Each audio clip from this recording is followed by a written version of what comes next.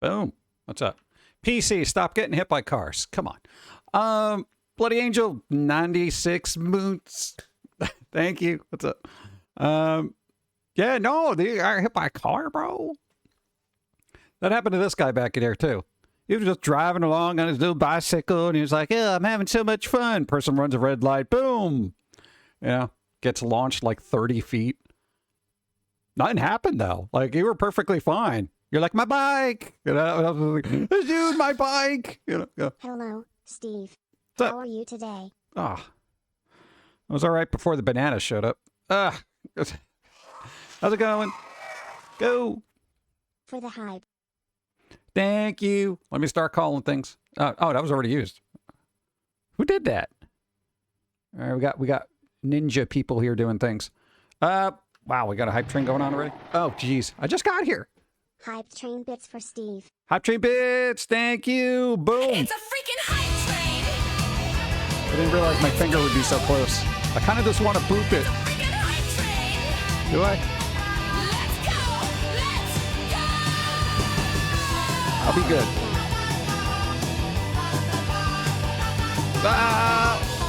Really? It's a freaking hype train. We gotta clip that. That was a very moist hype train. Then Popcat. I missed a bunch of things. Misty Pine, thank you. 74 moods, I appreciate. Spider, thank you. I smite thee. What did you just smite me for? I didn't. Oh, hell. The Vampire Queen. Ha ha. Hope everyone's having a wonderful Wednesday. Again, my female friend has Look at my chosen jiggly yet butt. another Jiggle, person jiggle, jiggle. instead of giving Look at me it. a shot as her Look at my boyfriend. jiggly But I butt. am patient. Jiggle, jiggle, I jiggle. do hope for It's happiness beautiful. and luck with this Jiggle, current jiggle. guy. But hopefully, if it does fail, she gives. No, I'm waiting for the sensory overload. Oh my god.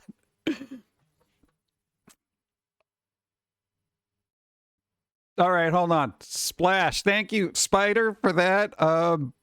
Let me catch up here because I'm a little bit behind. What's going to be happiness? Look, the great guy. But hopefully it does fail. She gives me a chance finally. Ow! Oh man. Good vibes. Thank you, Catman. We got to tape him up one day too. I don't have one. All right, whatever. What else did I miss? Holy crap.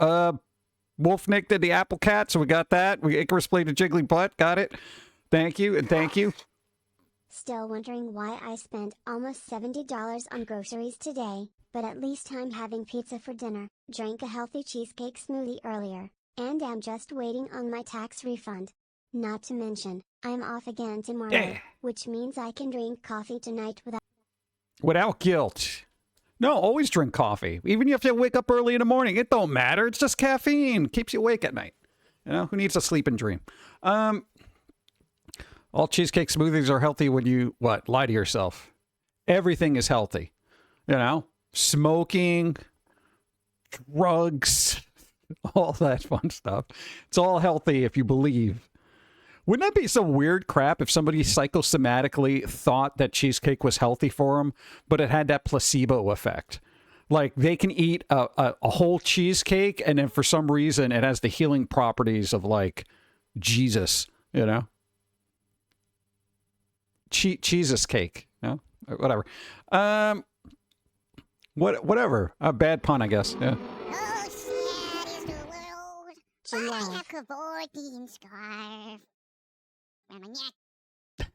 Thank you, Icarus. You, man, thank you. 5 moons. I appreciate. Thank you. Dude, it's a little chaotic today. Oh, man. On that would be pizza. I maintain that the part of the healing process. It is. Tomatoes are very nutritious. cottage cheese, milk, some frozen peach pieces, and vanilla. Maybe add some honey if you feel cheeky. All blended using a magic bullet. Like cottage cheese and milk. Yeah, cottage cheese does have a cheesecakey type flavor. We made ice creams with cottage cheese, and it's really good. Oh my god, dude, you get the cheesecake and you put a little bit of strawberry jam in there. Dude, it's like a strawberry cheesecake. It's actually pretty good. Nice, thank you. I will die when a place become open for cigar line will open up. I die by smoke. No P word. Can't wait. What, cigar line? Cigar line? What cigar line? A cigar line? What kind of cigars? Cuban cigars? What? That's not politics. Cuban. You know how hard it is to get Cuban cigars? Very difficult. Yeah. Like literally when somebody mentions cigars, people are like, Cuban cigars? Apparently they're really good. I don't smoke. I don't know.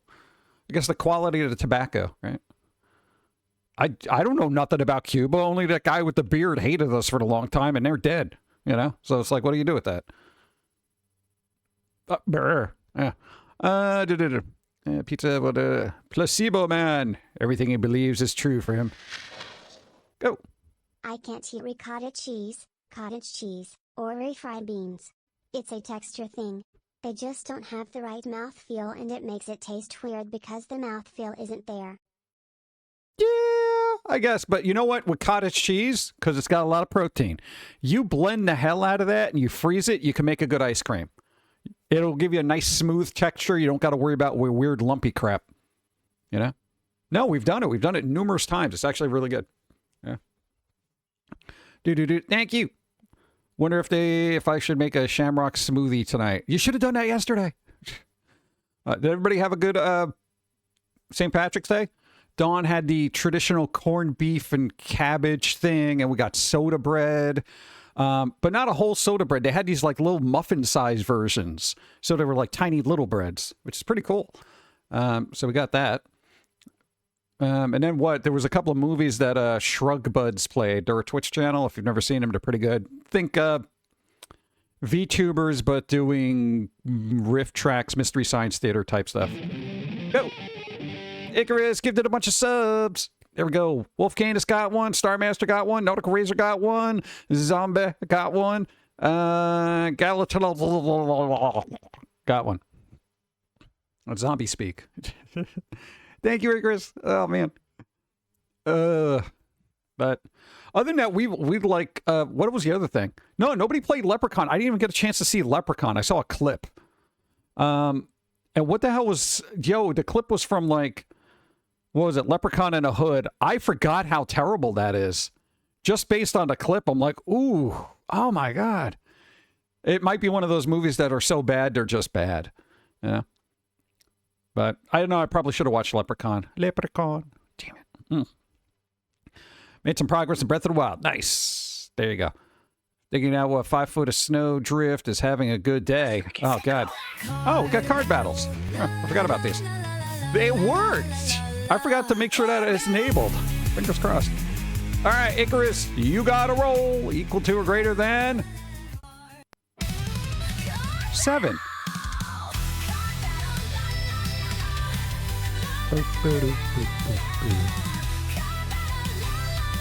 15. Nice. Hard battle. Boom. Q. Nice, nice, nice. Pick a number, any number. What? Off the bingo. Go.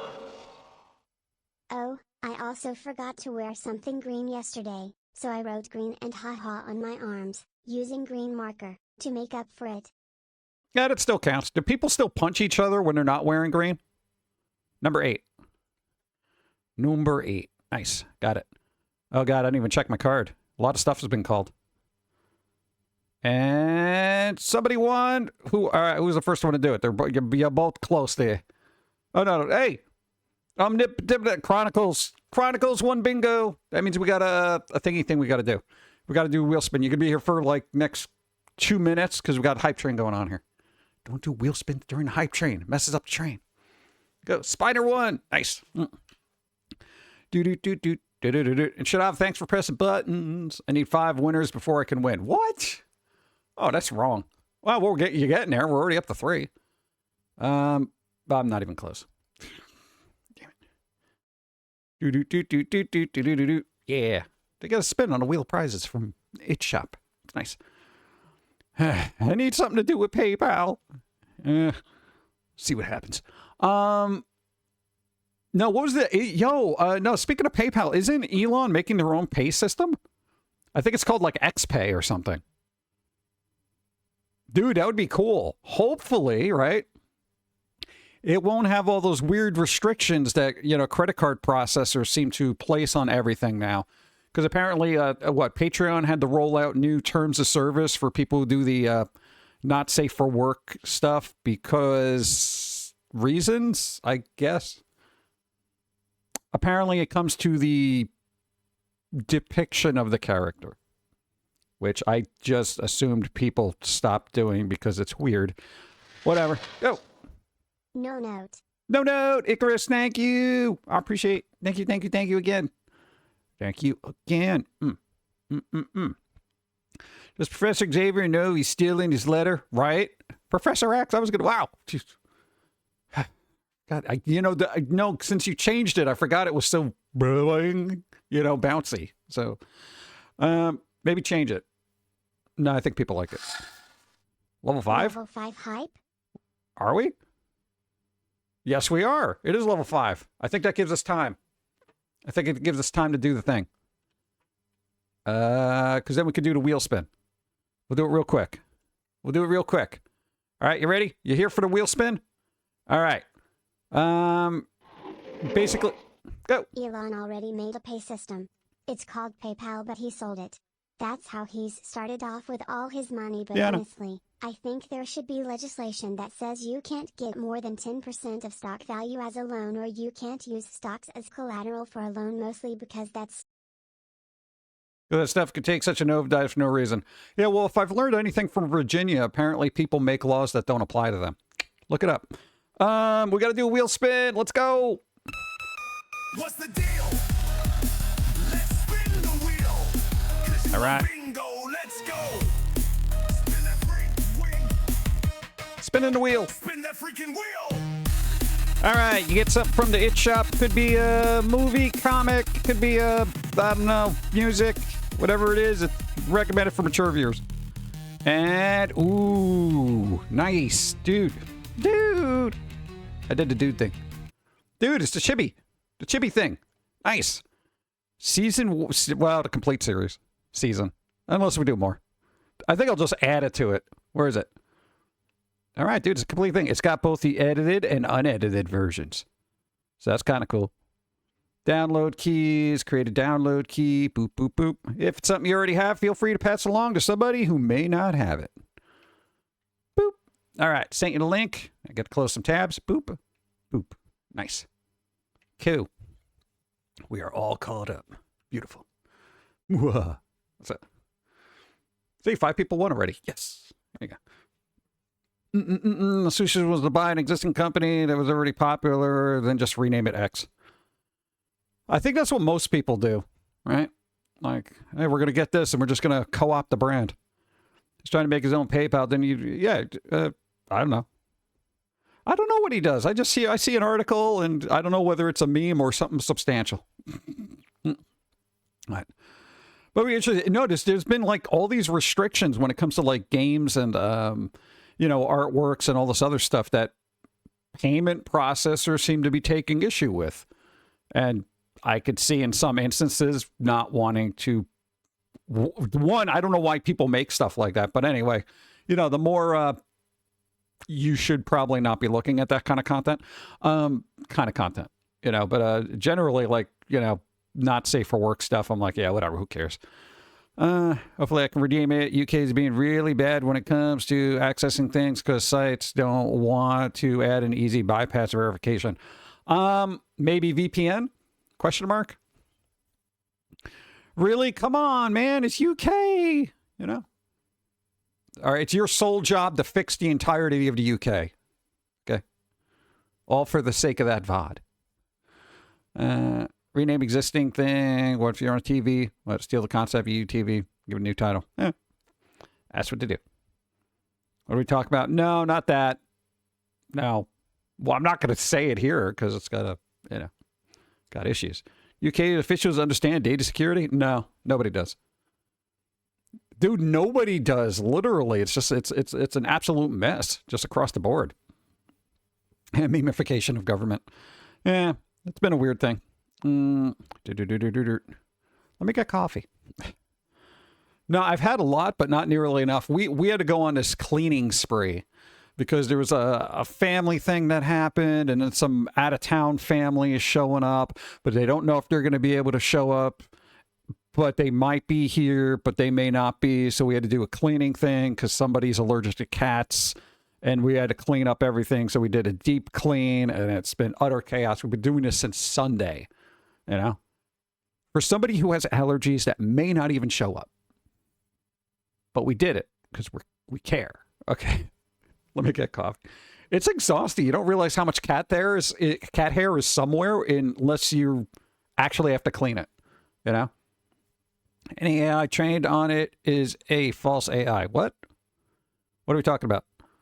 The world's going to manual verification. Well, it gets so much false data. Yeah, I know. That's, you know how many times Norman Reedus got registered as verification for age? It's crazy. Boop. All right, where's my coffee? What do we got? That's kind of cheeky.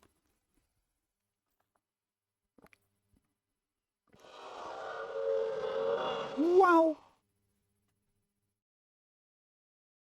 Thank you. Boom. Let me go. Right. I got it. Who did that? Lunar, thank you. 8 moons. Thank you. That reminds me, we've got to resub the Psychora tonight.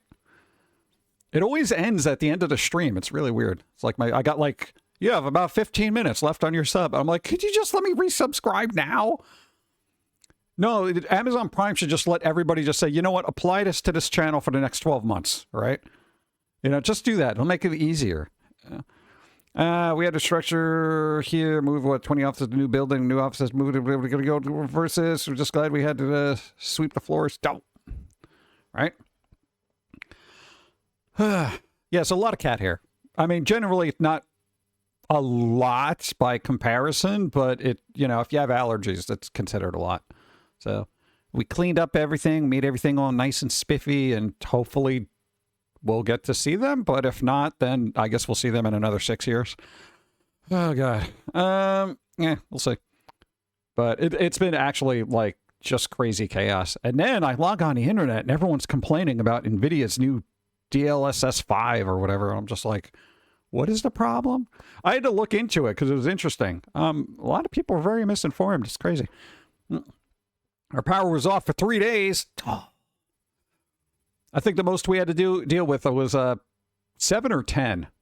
After a while, you just lose track and you're just like, well, I guess I'm living in the dark ages. Misinformed? Never. Yeah. I know. Imagine the internet being... But this is the weird thing. It's not just internet people who don't read a complete article. It's like actual people writing the articles. Like, I haven't seen so much misinformation about a simple lighting procedure that I'm just like, holy crap. People who have pet allergies are actually allergic to dandruff and to saliva, are not actually allergic to cat hair. Just fun fact. Oh, we know that. We got these special little wipes and we kind of sanitized everything with them that basically neutralize the dander. Go. But it's all in the air now. If you use the vacuum, you might need to air purifier, yes or no? We did that too. We did everything. Not only did we vacuum everything, we wiped it down with little purification wipes that negate the dander. Then we did the air purifier for about 5 hours each room. So I have not had air so clean in this room in my entire life. Like literally, it was just going like just 24/7. Yes, we did this for one person. Weird, right? Let's see. Could be worse. At least your city was invaded by what? What trees? What kind of trees are those? That's a sex-based term? Why is that a sex-based term? We had a power out for 7 days in the neighborhood of the radio station. They had a backup generator, so I was able to run an extension cord over to the power at a hot plate at least. Oh, that's good. They let you do that? That's cool. Nice. Oh, smelly trees with pretty flowers. Oh, okay. Yeah, they have that weird earth sweat smell, right? Yeah. Go. For me, Saturday or Sunday will be 60-ish F, so open a window. I don't know if I want to do that. I don't know. Windows opening? Eh. What? Dude, we got like 3 windows that are all jammed, you know. Why you sad? Nautical Razor, why you sad? What'd you do? What'd you do? What's up? McBooyah, hi. I didn't even get to say hi to people. Spider, hi. What's up? Gypsy, hi. Sam Kelly, hi. Icarus, hi. Uncle John, hi. What's up? Catman, hi. Blue Moon, hi. Shadav, hi. And thank you for pressing buttons. I appreciate it. Thank you. Real Max Marvel, hello. Chronicles, hi. Rather open my Linux than Windows. Look at that. Look at that.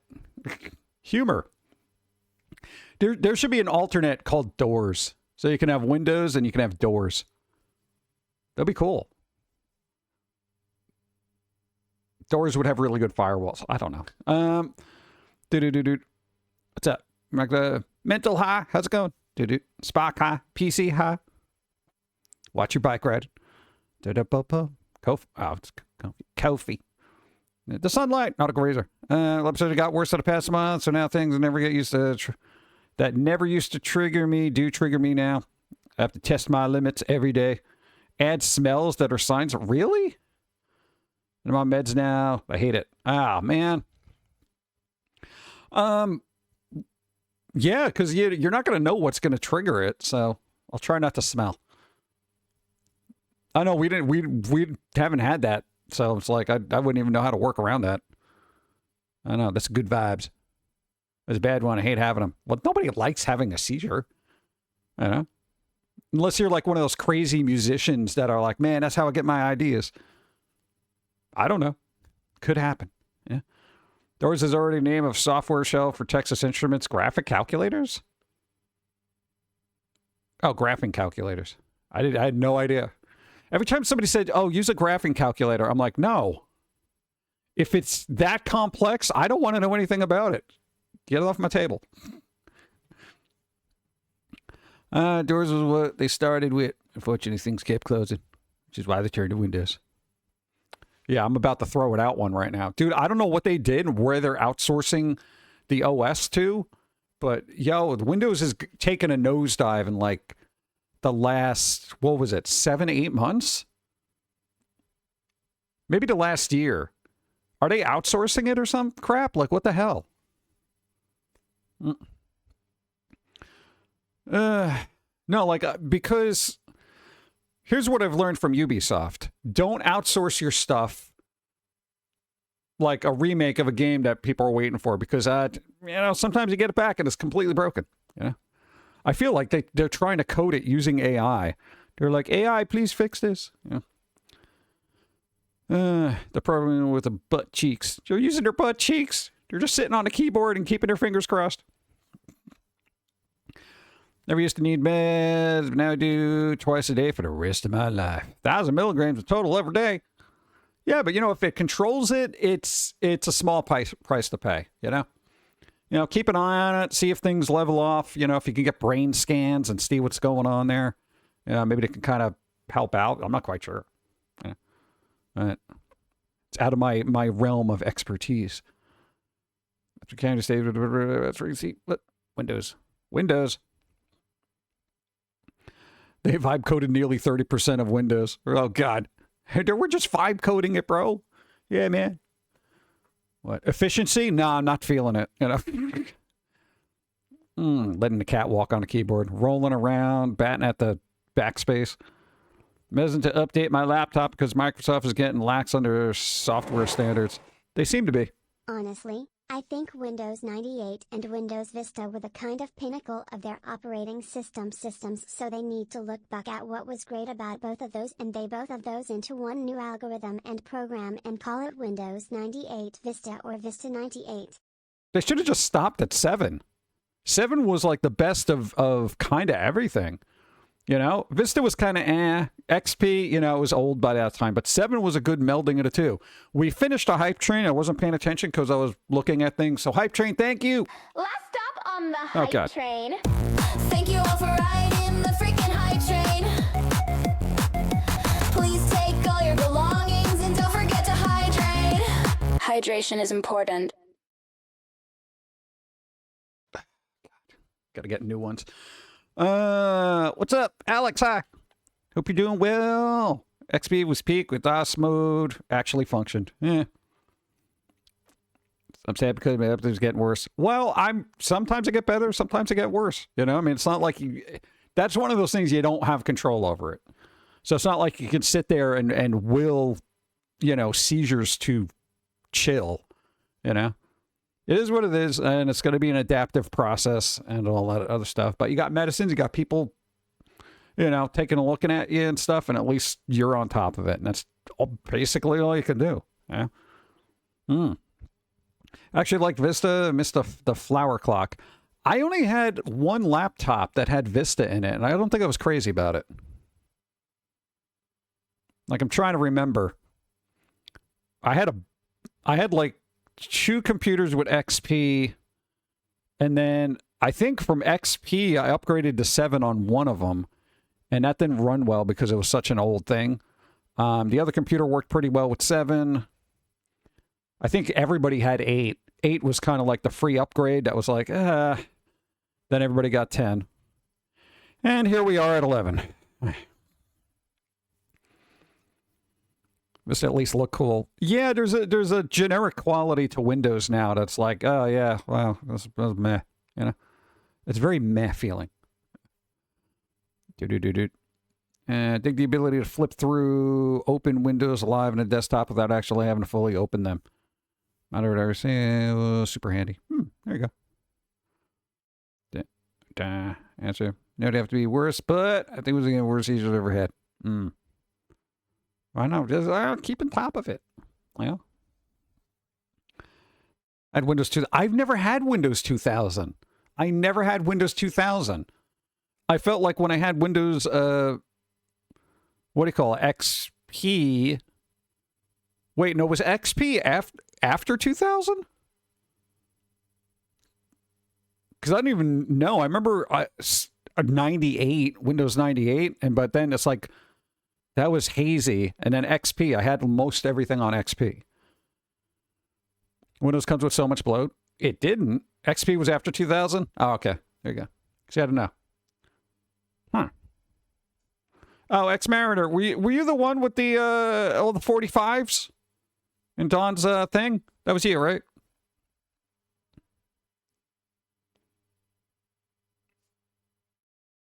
Yeah, that's me. Okay, question. Where are all the covers for those 45s?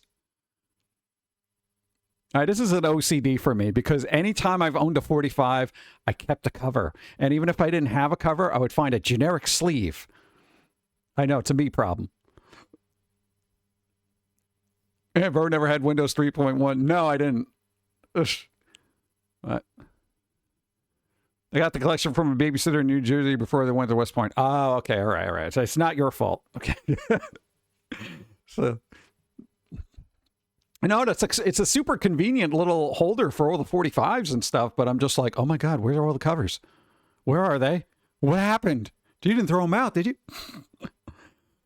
XP was 2001. Oh, okay. Yeah, that would explain why XP was in everything. Early days of Foamy.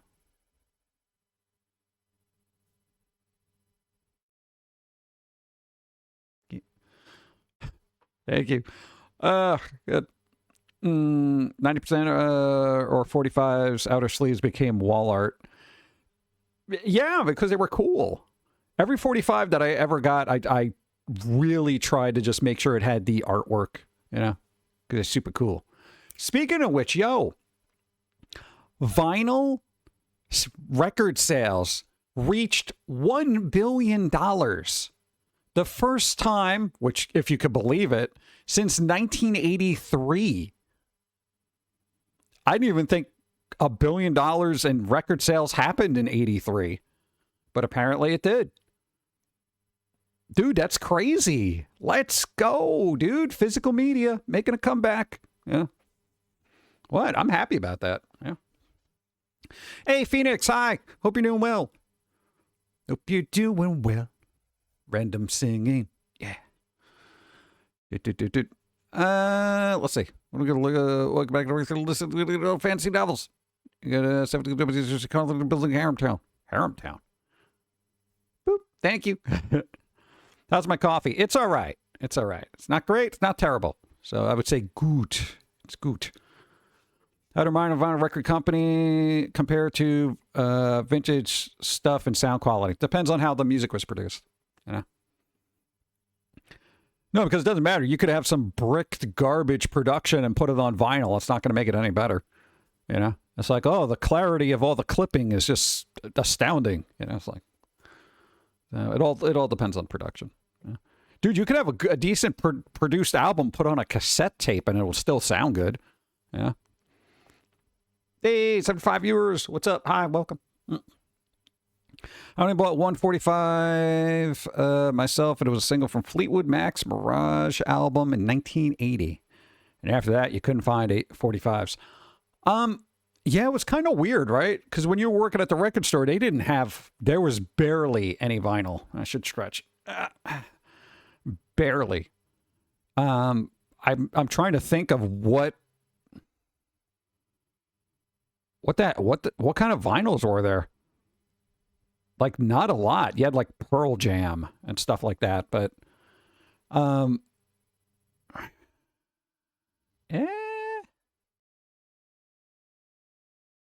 don't know. All right. Not really a lot. So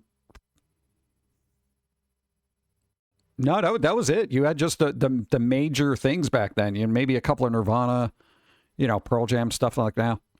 But, I mean, dude, the last time we were in a freaking Barnes & Noble, they had a whole wall of vinyl. And I'm like, what year is this? And hey, I'm a big fan of vinyl and stuff like that. But it's a little inconvenient. A lot of burgers. Do. That Windows disconnect. No. Thanks, Spatter. I got to keep an eye on my speaker.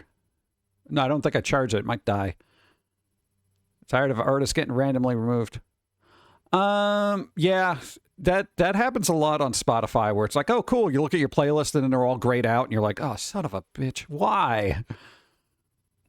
Rap was still pretty strong for vinyl. Yeah, rap was actually pretty good with vinyls because, you know, it had a big DJ culture too back then. So, you know, they would actually do the mixing and stuff right there, which took a lot of talent. Now it's like, yeah, boop. It's different. It's different. In Memer, what remaster for vinyl? The way the analog treats audio is a way different than the lossless format. So you need a good real mix to get cut a master with. Yeah, there are really good. I don't know if that website's still around. HD Tracks. If you've never been to the site, they do have like 24-bit lossless digital files, which sounds absolutely amazing, especially with earlier albums like Michael Jackson, even Cyndi Lauper. I mean, my God, dude, the production on that was actually decent, et cetera, et cetera. You know, like bands from the 80s for some reason had really good production. I don't know why. Scratchy sounds are needed on the record. Players blists. Dude, remember when people were adding that to music? Like there are literal apps where it will add that analog vinyl kind of thing, that little hissy thing, and I'm just like, are you kidding me? We go through all this trouble to make all this high def everything, and you're like, yeah, let me put some audio nonsense in there that doesn't need to be there. For that, just get vinyl. Yeah, but I can't carry it around everywhere. Oh, good. But Cyndi Lauper, you met Cyndi Lauper? Nice. They seem like they're a fun person. That's why I want my AI songs remastered for vinyls. Not sure how I would even go about that. Well, if you're making your own AI music, Suno has the option to separate all the tracks into separate stems, and then you'd have to remaster those individually and put it back together. It's a lot of work. We've had to do that with a couple of things because we got a bit neurotic about it. Certain songs we were just like, oh God, I got to lower that part. Just that part. I just like 3 decibels. And I'm like, give me a little stems, bro. You know, and I lowered it myself. So there is that option to do that. AI can kind of pull out the stuff individually. It's kind of not 100%. But it's the best you're going to be able to do. So, hey, what's up, Buccaneer Squirrel? Hi, how's it going? $5 to get me a cup of coffee somewhere. Real big fish. Come on, dude. Real big fish. 2 for $1. She was as zany as her music videos. Tons of fun. Nice. Top that caviar were 89 cents a can of chili. Chili is the best when you get that suction when you pour it out. Where, you know.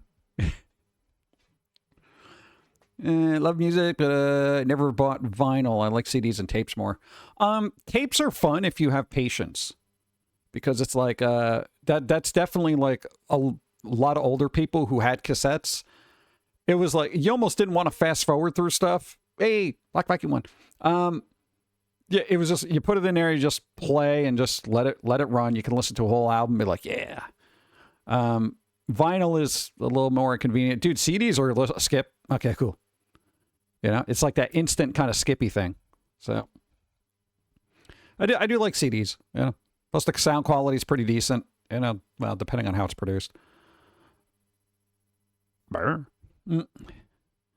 There's an app called RipX Doll. What you can touch things up, and that because it separates everything. Might need to get it after all to master the tracks. Yeah, mastering takes a while too.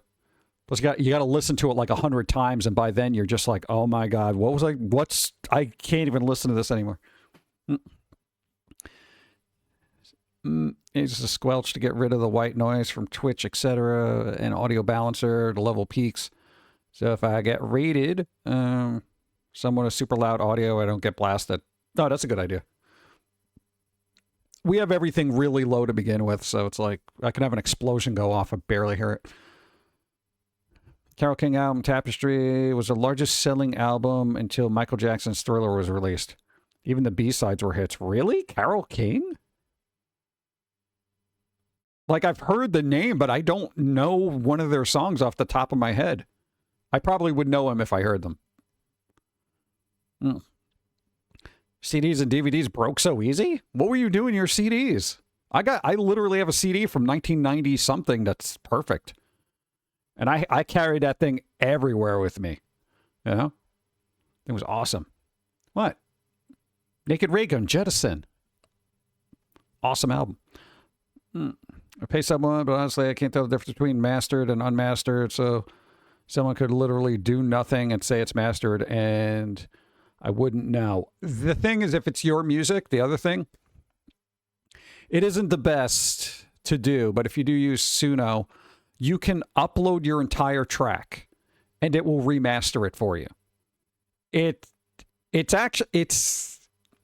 We've had to do a lot of that when we generate something through that and run it through a couple of times, because sometimes it sounds a little too muffled. It might sound too muddy. It might sound too crisp. So I have a particular balance for my ears where I'm just like, this is kind of what I want it to sound like. So I'll do like sometimes 15 to 20 masters of a song that took me like 200 tries to get, you know, and it gets, I wish I could just be like, yeah, this is fine and throw it out there. But no, I'm obsessive. I grew up with tapes and VHS. I was used to media being more sturdy. Yeah, I could see that. Yeah. Though VHS tapes, dude, I remember dropping one of those and that thing just, it shattered. I was like, oh my God. But hey, I learned how to put it back together. So that was cool. Mike sounds really awesome. What? That's a good mid. Yeah, we have like, what, a bunch of the built-in filters going on. And I mean, it's just a standard Yeti mic. I didn't really do stuff, but I'm super close to it right now. Right. Well, with the Pum'Kin Guy, you're like far back, so because you're always yelling. Thank you. I was always worried about my CDs, like opening it would mess it up. Once we get scratches, though, in my youth, I had several tape decks destroy my tapes. Yeah, I mean, CDs were prone to scratches, but it would play through most of them. A cassette tape, once that thing got eaten, you're like, oh God. It never sounded the same. There are some cassettes that I've worn to death, and it's just like, there's a certain, I've had to tape them together, and when you run that through again, it's just like, and you're like, oh God. But now you can just find it on Spotify for the most part and just listen to it. Go. Carole King was a pop singer in the 60s. She was part of the Phil Spector sphere. Really? Yeah, Phil Spector was all over the place. He produced basically everybody. And then he went to jail. I love my old Yeti Snowball. Yeti, what is it? Just a regular Yeti, right? Blue Yeti? I didn't have a Snowball. I have a Snowball. The new CDs use the same protective coating used on Blu-rays. I don't know. I'm sure they have protective coating, but I don't know how durable it is. I haven't dropped a CD or tried scuffing one up to see what they do. What kind of songs did Carole King do? Like, I'm trying to think of one. And I'm just like, you know. I was looking at tapes for music, but now you mention them, eating and such. I think we'll just get CDs unless there's durable tape. It's kind of weird. Anything that's reel to reel, there's always that chance of getting snagged and just kind of, you know, like, oh no, it's eating it. You know, I mean, even VHS tapes had that problem every once in a while. 8 tracks, you know, regular cassettes. It's that thing that could happen, you know. Still have a CD repair kit. Dude, Disc Doctor, let's go. Dude, Disc Doctor was just, I'm like, you could just see all the little plastic pieces. Oh, God. Yeah, I got a resurfacer because we used to buy so many used CDs at thrift stores that they would be scuffed up, but they'd be like a rare CD. And I'm like, yo, I will resurface this because I want this. And basically it kind of levels out. It buffs out the scratches, essentially. You got to put a little liquid on it and stuff, and it's got the little sanding things. It's cool. It's automated, too. It's like you just put it in there, and it kind of takes like 5 minutes. Oh, Natural Woman. See that one? I Feel the Earth Move. Never heard of that. It's Too Late, Baby. I don't know. There's a lot of songs with that. It's too late, baby. But yeah, that one, I at least I know the other one. I probably know them by sound, not title. So I'd have to look them up. Mine is a hand crank. Don't have the fluid anymore. Oh. It's painful when I would go to the friend's house after school. I got disc upside down, just laying out there on the top of his console. I always put my discs back. Yeah, I lent somebody my Sisters of Mercy Vision Thing album, CD, right? I got it back, and it was like these tiny little marks on it. And it was right then and there, I said, I'm not letting anybody borrow anything.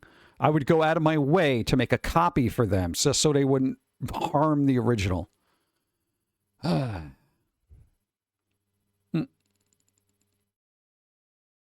What? What do you mean you were muted? No, I read it. It was up there.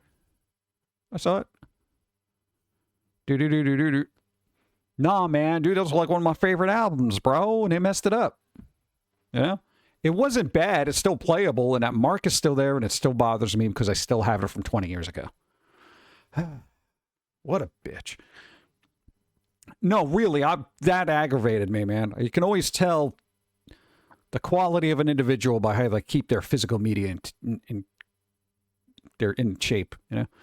Cleanliness of my PS2 disc always shocked people when I took them into sell. Right. Well, yeah, especially you go to GameSpot or something like that, or GameStop. You know, they'll flip these things over. There's like grease and they probably get the grodiest crap on the planet from some schmuck who's just like, yo, man, give me like $20 for this. And it's like all scratched up. It's got no card. It's got no insert. Doesn't even come with the case. Disc only. And they're like, get out of here. Ugh. Hate it. That's what studio we had, what, copied for air? Kept the originals mint in the case and storage. Oh, they had copies for air. Okay, I see. No, that's good because you just want to keep the originals nice, good, blah, blah, blah. You know? Do. Good album. Yeah. Cheeto Dust Fingerprints. Those are the best kind. Yeah, I had these, the cheesy puffs. Oh, man, those things are so good. Oh, I ate so many of them. I mixed them in with guacamole. Super good. They're also really good if you mix them in with cottage cheese. Dude, cheese doodles or any of those cheesy kind of snacks, you mix them in with cottage cheese, it makes it great. I don't know why.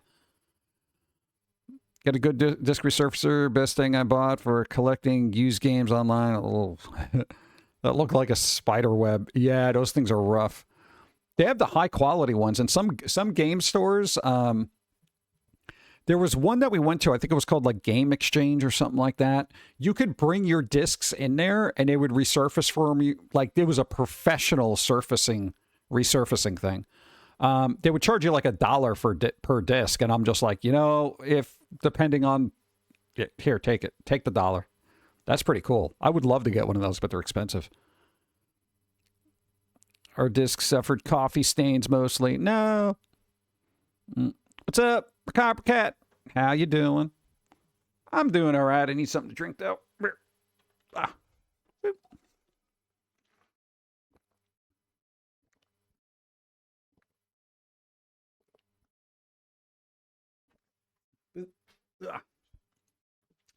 Coffee's also always so far away. I need that closer to me. Closer, like right here. Boo, boo, boo, boo. Rough, but next we're free to some rare gems floating around. Rare gems. I do like rare gems. What the hell is that? We still got soda bread left, so I might have soda bread later. That'll be my dinner. Soda bread. It's not carbonated. False advertising. We're throwing them at the desk, which would have rings from the coffee cups on there. That's how it happened.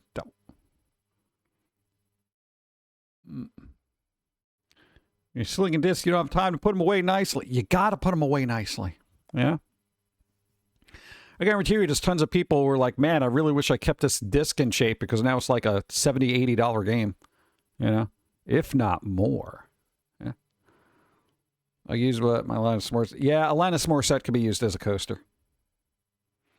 What? Dude, she had like 2 decent albums and everything else. I'm just like, could we stop? At least that was my take on it, Her earlier albums, prior to Jagged Little Pill, were just like Canadian pop albums, and they were just like, oof, that was rough.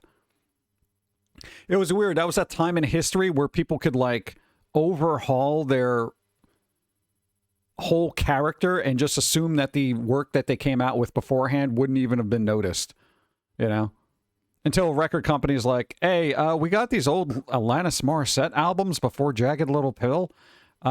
They suck, but we could still put them out there. Maybe people will buy them. People would accidentally buy these albums because you worked at a record store. People would bring them back in and be like, can I return this? I'm like, well, why? This isn't Alanis Morissette. And I'm like, well, technically it is. It's just the stuff before. It's like they did pop music. It was crazy. Yeah, Jagged Little Pill was a different beast. Well, that was mainly because of the producer. I think they wrote like half the songs on there. And I don't quote me on this, but I think they had a thing, Alanis Morissette and the producer. I forget their name.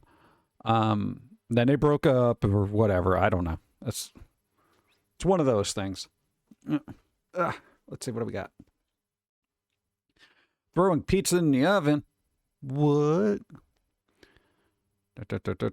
Always burn a new one. Yep. That was a decent album though. There was also a freaking crazy Japanese import of Alanis Morissette doing like all these studio acoustic versions of that. Nobody wants to hear a Canadian woman rap. They want to hear her rage at her boyfriend. Yeah. And not be sorry about it. Yeah, so it was like, thank you. No, that was a good little EP that, it was like an acoustic EP. And I forget where the hell we found it, but I'm like, yeah, I'll take a chance. It was actually pretty decent. Alanis Morissette's MTV Unplugged was done really well too. But other than that, I'm just like most of the other albums. Bump. Were there a lot of bands in the 90s that had those like prior albums where you're like, ooh, I hope nobody finds out about this? Like Pantera, right? They were essentially a hair metal band before everyone knows them as like, Cowboys from Hell, that kind of thing. I forget, was it the same singer? Those weird instances like that. Pantera, heck yeah. Hair metal big time, yeah. We knew somebody who was like really into that band, and they went through the trouble, like pre-internet, to track down these albums. Like that was their goal, and they found them, and they were kind of disappointed. But they're like, you know, because it's still Pantera, but yeah. Old Soundgarden is a little rough. I liked later Soundgarden, you know, for some reason. Hey, new follow, what's up? Duo, hi. Them, Poison, Kiss. I didn't get big into Kiss for some reason. You figure I totally would. Hi, what's up? Them, I don't even know who them were. Who was them? Poison was definitely hair metal.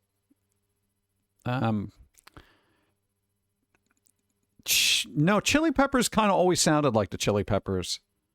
I'm trying to think. There's another band that I'm just like, yo, they sounded completely different.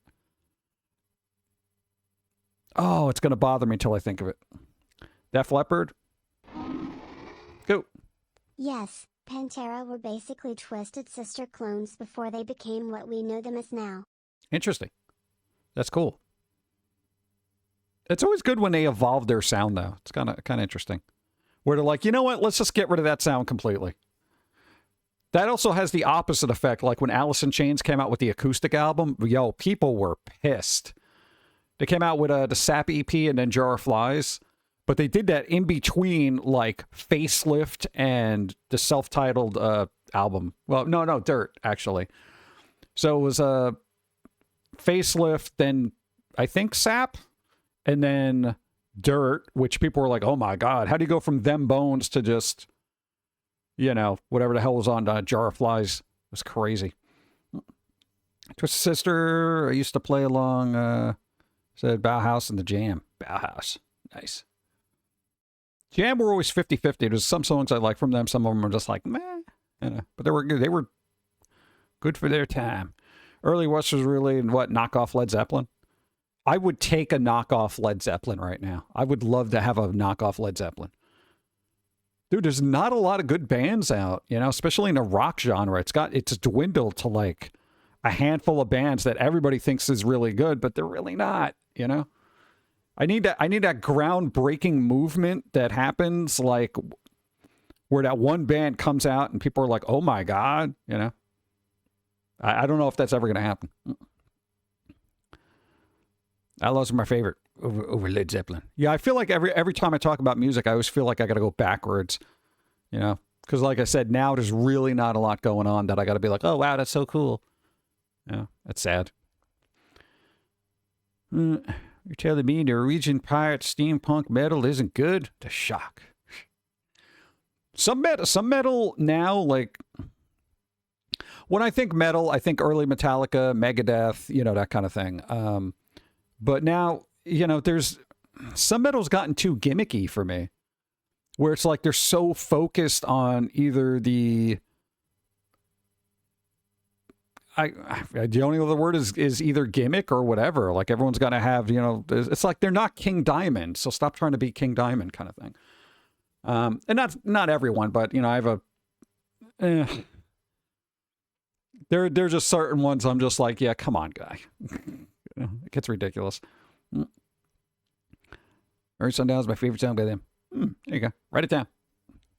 I love King Diamond. Yeah, where's King Diamond? Didn't they just kind of recently come out with another album?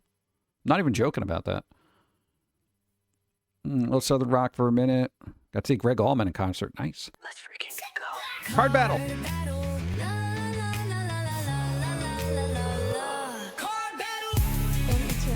Total difference in sound and music. Okay. Spider.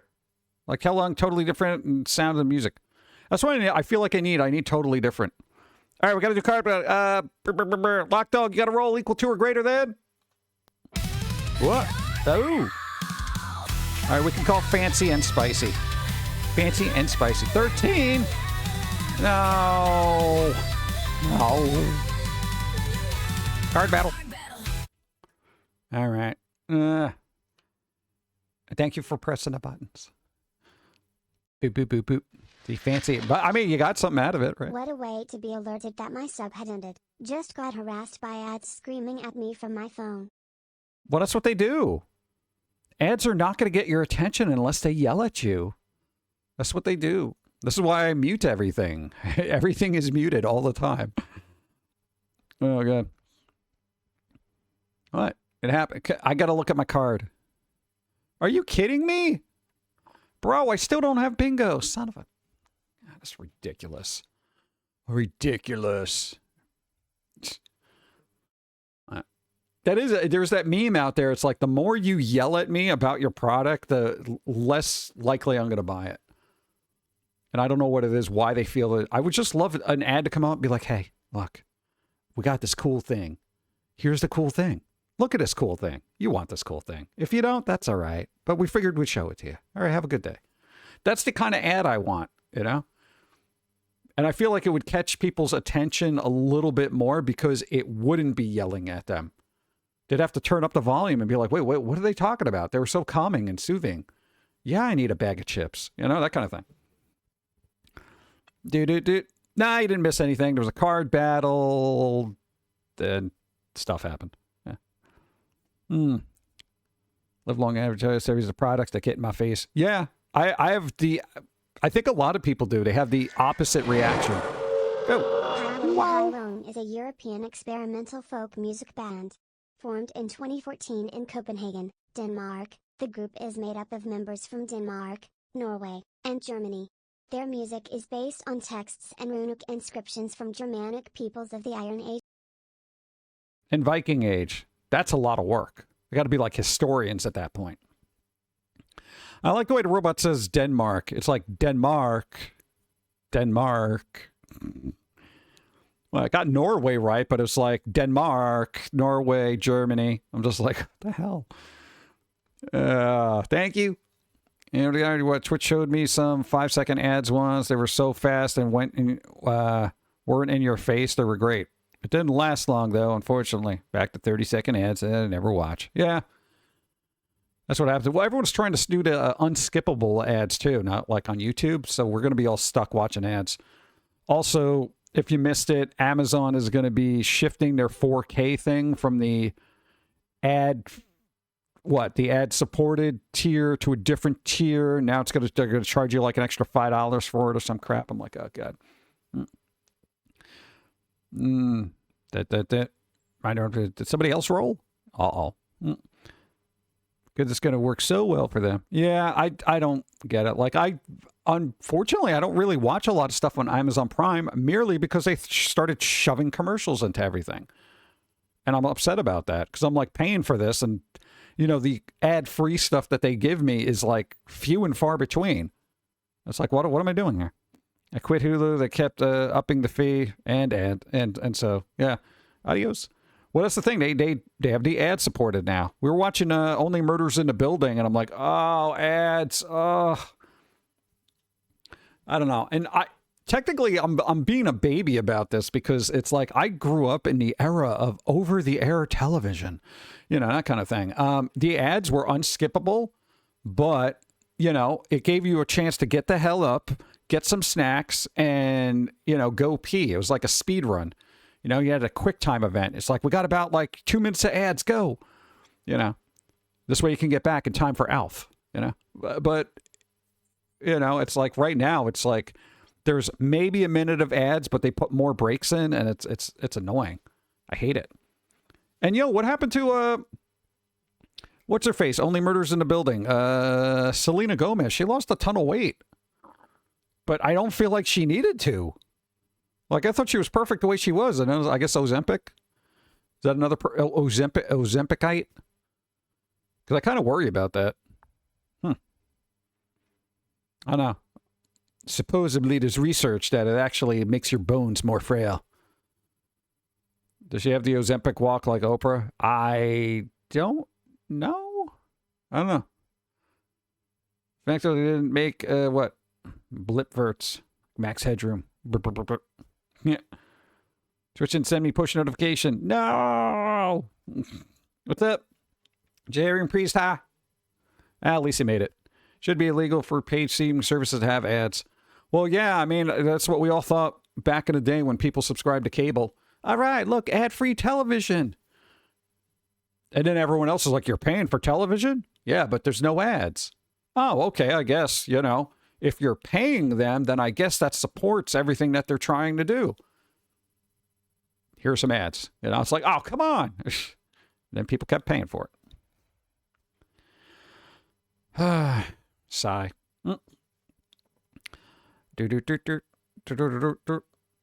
I know. Hey, would you want to be on Ozempic? For like a week, right? Just for a week, just to kickstart things, you know? I feel like that would be a good way to do it, you know, but who knows? I don't know how long you got to be on that stuff. Did it just put you on Ozempic, you know, for 4 months, 5 months, a year, as the rest of your life kind of thing? Yeah. Because I saw what happened to Kelly Osbourne. You know, they kind of overdid it. You can finally smell the cheese. What? Did you take your shoes off? What happened? Oh, no, you're making pizza. Okay, all right, never mind. I forgot about that. Never mind. It should be, I read that. I have to lose my appetite after one bite, so I lost about 20 pounds. Wow. That's a kind of a, I don't know if that's fun. Apparently we could see 8K resolution at most, but it depends on the screen size or viewing distance. So chances are 4K does nothing, or we're just watching on a tablet or something. Now the human eye, we actually came across an article. The human eye actually can't see 8K, at least the article I read. Maybe you got a different one. But it can see better in black and white. It'll pick out better resolution for something that's high resolution as opposed to full color. Don't ask me why. So people are actually, thankfully, they're not going to bother with 8K TVs anymore, from what I've heard. Because they're like, you know, the human eye isn't even processing it, so it doesn't even matter. So maybe we'll get a 5 or 6K TV. But yeah, I don't think you need it. 8K only makes sense for massive movie theater scenes. Also blind as a bat. You got to watch more black and white stuff. Makes everything look crisp. Do I have a black and white filter here? Hey, you want to play around with some filters? This could actually crash everything. So let's see. LUT filters are funny. Yeah. Let's see. What the LUT can we do? Let's see. We got film presets, grayscale. Hey, you want to be grayscale? Hey, chat. How's it going? Welcome to my lair. Look, now it's out like a rave. What? What does the alpha pastor do? Let's see. What do we got? Oh, God. Oh, that's bright. Oh, I had no idea that would happen. Oh, my face. Oof, that was rough, dude. Why would they even make that a filter? Oh, God. All right, this one is kind of make things a little dark. I'm missing some of chat here because I'm trying to look at the filters. Let's see. There's retina straining wub wub light. Yeah. Wub wub. All right, let me put that there so I can go. Steve got an X-ray. Got an X-ray. Bzz. Pretty good. All right. This filter I don't like. I didn't get a... This is going to isolate reds? Allegedly?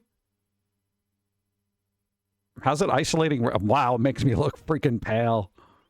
Dude, look at that. Okay, see? That's without. Yeah. I feel like one of those comic strips that's only done... Like in Emily the Strange comic book. Yeah. Look at that. It's just... I got a ton of these. I'm just seeing what they do. Oh, just regular black and white? Let's go. Ooh, black and white. Wow, it actually does look crisper. Holy crap. I think we need some contrast, though. Because I'm looking a little pale here. Color correction? Yeah, let's see. Yeah, let's get some contrast going. Wow. Weird. No, that doesn't look great. How about the gamma? No. Whoa. Go to bed, chat. Saturation? No, that's not going to help with black and white. Hue shift, opacity. No. Defaults. Yes, I want. Yes, default it. God. Okay. Can I get this out of here? Boom. All right. What? I'm having fun with this. What they should do for to add to the video surface, classic cable television to show static advertisement on the side. Yeah. There should just be no ads. Just stop with the ads. I know, my mouth was glowing. I don't know. What's up, Goldie Panda? Hi. What's up? We're going through some filters. Ooh, I got contrast filters. High contrast? You call this high contrast? This is... Oh, no, I got to turn it on. Never mind. This is high contrast. Okay. Sure. Low contrast. Oh, God. This is terrible. Medium high? No. Very high. No, that's not very high. Very low. This is kind of cool and dim. It's like you put on a dark filter, though. That's kind of cool. Won't. My eyes.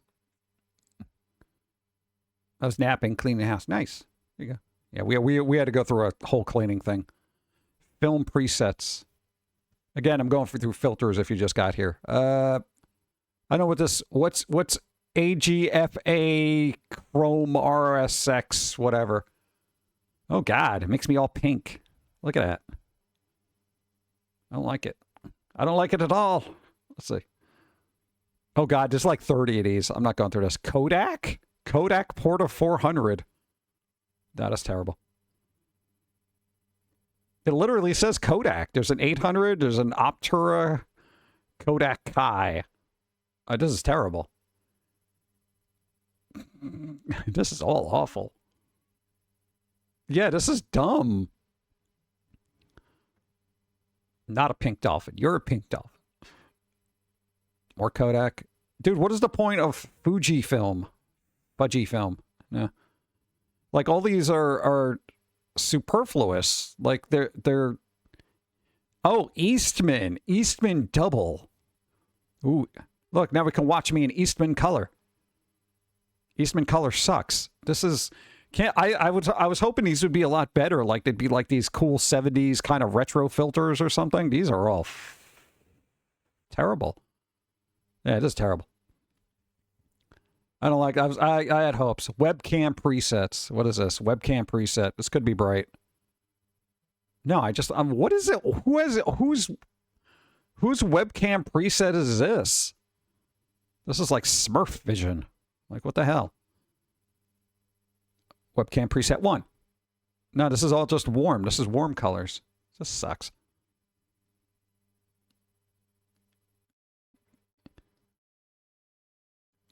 All right, last one. Oh, this is terrible too. All right, just turn these off. What a waste of my time. Amazon pink river dolphins. What? Turn pink as they age due to capillary blood vessels close to their skin. Helps them regulate body temperature. What? Why would they do that? Tell them not to. Write them a strong letter. They're dolphins. They can figure it out. Kate West, amazing rando. Rando. Need lots of shrimps? Shrimps. Speaking of naps, I need one. See you later. There you go, Nautic Razor. Sleep. Sleep. Be well. I know, I kind of had hope for these filters, but, you know, there's this whole filter pack. They're like, dude, no, you don't understand. These are going to be some really cool filters. I'm trying to think what other. We got Luma keys. We got render delay. Render delay? What's scroll?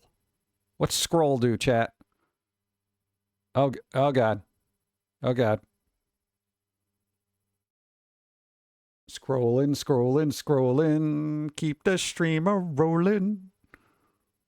Hi, chat. You're on this side now. Oh, this is stupid. Okay, can we stop? Okay, great. Oh, I guess vertical does the thing like, hey, guys. Oh, can we make this go fast? Yeah. All right, that's kind of cool. Now, if I do it sideways, whoa, it's like I'm a DVD screen now. Hold on, I'm going this way. What? This is ridiculous. This is... All right, well, I don't know. I should be doing this off stream, but I'm just like, hey, let me try this. Saturation. I can always kick up the saturation a bit. Yeah, let's see. Color correction. There you go. One. Is this too much? I feel like I'm at a rave now. This is cool. I like this. Oh, wow. I could just go black and white like that. This is cool. No, when we do an old-timey movie thing, I want to use this filter. It's not even a filter. It's just desaturation. Yeah. All right, let's go back to defaults. Defaults. Okay. I could do like 2%. All right. No, that's like, it gives me a little bit of iridescence here, but I think it's too much. All right. Well, whatever. All right, bear with, because now I'm having fun. I'm on the thing. I could sharpen it. What does sharpening do? Oh, this is going to make everything look weird. Look, now I'm all grainy and stuff. They say sharpening, using sharpening for stuff isn't really a good thing to do. Because look at all the tape up there. Look, what is this? Nvidia's DLLS5? Look at that. All right, sharpen could get the hell out of here because that's awful. Boop. All right, we did scroll. Scaling aspect ratio. Hold on. Biletter resolution. Oh, I could do 4:3 aspect ratio. Okay, now I'm schmo. So this is, that can be real tiny. I could see where this will be useful, though. Like, if I had other things that needed to happen over there, I could see where that's useful. None. All right, that's kind of cool, though. I got to keep that in mind. I don't need it, though. No, that'd be good to just for a scene, so I could just basically duplicate the scene, blah, blah, blah, have something underneath it. It's all right. I always laugh when Photoshop had the unsharpen mask, but it was sharpening. It's Photoshop was always weird. Ugh. Render delay. What's render delay? Oh, I could delay rendering. Let's try 6,000. What? Can we do like 99 milliseconds? How does that work? That? I think it's supposed to just... No, it's not even working. Render delay, stupid. Luma key. Luma key. What's it do? Oh. Weird. Wow, it just gets rid of like all the white. Huh. Luma. Wow. Whoa. Chat. I can't see. Chat. It's getting dark. I didn't know what... That was kind of cool, though. I wonder if I could get, like, a cool cartoony effect. This is kind of cool. Yeah. Look at that. I like that the sunglasses are actually dark now, so I could be that dark, brooding person that's just like, hey, man, what's up? So, you know, if I could do this with the other color correction thing, right? Color correction, right? You get rid of the saturation. Look at that. I'm like a little black and white comic. Cool. That's kind of cool. I like it. All right, let's see what else let's do. Boop. All right, what if we do... No, that's just death. All right, if we do that... Not cartoony enough. I kind of wish there was a good cartoon filter. Oh, got him blown. What? No, this ain't great. I could see where it would be fun to use, but I'm not sure if I'd have a purpose. All right, let's get rid of that. I mean, that's something I'd have to experiment with. There was an OBS update, so I just wanted to see if it did anything. Image mask. I don't think I've ever had to use an image mask in my entire life.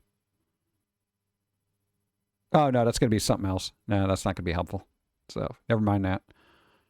HDR tone mapping override. Uh-oh. Look, SDR, it's called Reinhard. Reinhard. Let's go. How many nits do we want, chat? How many nits?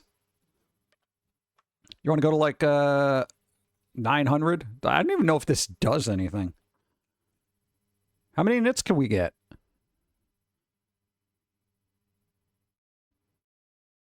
But it goes to update OBS now. Yeah, it's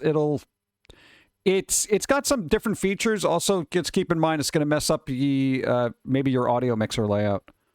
It only goes up to 480. This doesn't even look like it did anything. It didn't. This didn't do jack. It didn't do jack crap. Get at that. No, Jack Crap isn't the Temu version of Jack Black. Let's see. Crop, we know what that. Color key, I know what color key does. Okay, basically there's not really a lot going on here. Didn't add a bunch. The LUTs could be helpful. Scaling aspect ratio could be helpful, but other than that, all right. I'm done with playing filter. Sorry about that. No, where was the one that actually did... No, that's in the other program. I can make it look like it's a dot matrix thing, but... Slow news week. No, we got plenty of news to talk about, actually. I got a whole bunch of things. We can always start with the day. Boom! There we go, days. There's always a tab open for something, right? Yeah. What do we got? National Anthem and Flag Day in Aruba. Oil expropriation. What? Expropriation Day. What? Expropriation? Expropriation? All right. Soldiers Day in Mongolia. There you go. Check Al Maroof Day. In my head, it says check on my roof day. But it's a Camaros. National Awkward Moments Day. We have a lot of those. National Lacy Oatmeal Cookies Day. Whoa, you can make lacy oatmeal cookies? Oh my God. Hey, Bloody Angel one. Look. National Sloppy Joe Day. Sloppy Joe. Nice. All right, I think I got a bug crawling on me. No, I don't. It's just wind. National Biodiesel Day. What is with all the fossil fuels here? National Supreme Sacrifice Day. I don't want to do that. Forgive Mom and Dad Day. It's Forgive Mom and Dad Day? What did they do that they had? This is the Bad Parents Day. All right, well, if you got a terrible, terrible mom and or dad, today is the day to forgive them. I'd be like, hey, Ma, Dad, you know, it's Forgive Mom and Dad Day. And since you're all awful... What kid would actually say, do they make cards for this? Because that'd be pretty good. Even though you were a terrible mom, on this Forgive Mom and Dad Day, I decided to forgive that you're awful. Global Recycling Day. Father's Day. That's tomorrow in multiple countries. Let's see. Guess I forgive him. I was 2. Well, yeah, I mean, you know, maybe there's a card for that. I don't know. All I saw was lacy oatmeal cookies. I didn't know you could do this with oatmeal. I thought it was different. Very particular type of oatmeal cookie. Lace oatmeal cookies. For anyone who may not know what these cookies are, I know what they are. Oatmeal cookies have been... Okay, fun facts. Oats are one of the first cereal grades cultivated by humans 7,000 years ago. I don't need a history lesson. Give me a recipe. There's no recipe. All right, write it down. Good. Yeah, we already did this. So what happened to... Oh, it's down there. I was like, where'd the album go? We just had that out. Okay. What's happening? Oh, there we go. Vinyl sales. Passed 1 billion for the first time since 1983. Is there a card for I forgive you for using me? Or what? No, probably not. I don't think that would be something you'd find at the Hallmark section. Like, yeah, I think forgiveness is up to a certain thing. Like, you know, you threw out my toys or donated them to a Goodwill when I didn't want you to. Okay. I think when it comes to violent crimes, I don't think there's a forgive and forget card. Oh, man. Vinyl sales. So there you go. Boom. Nice. What else we got? Teachers. I'm not going to deal with these idiots. At least not today. Technology.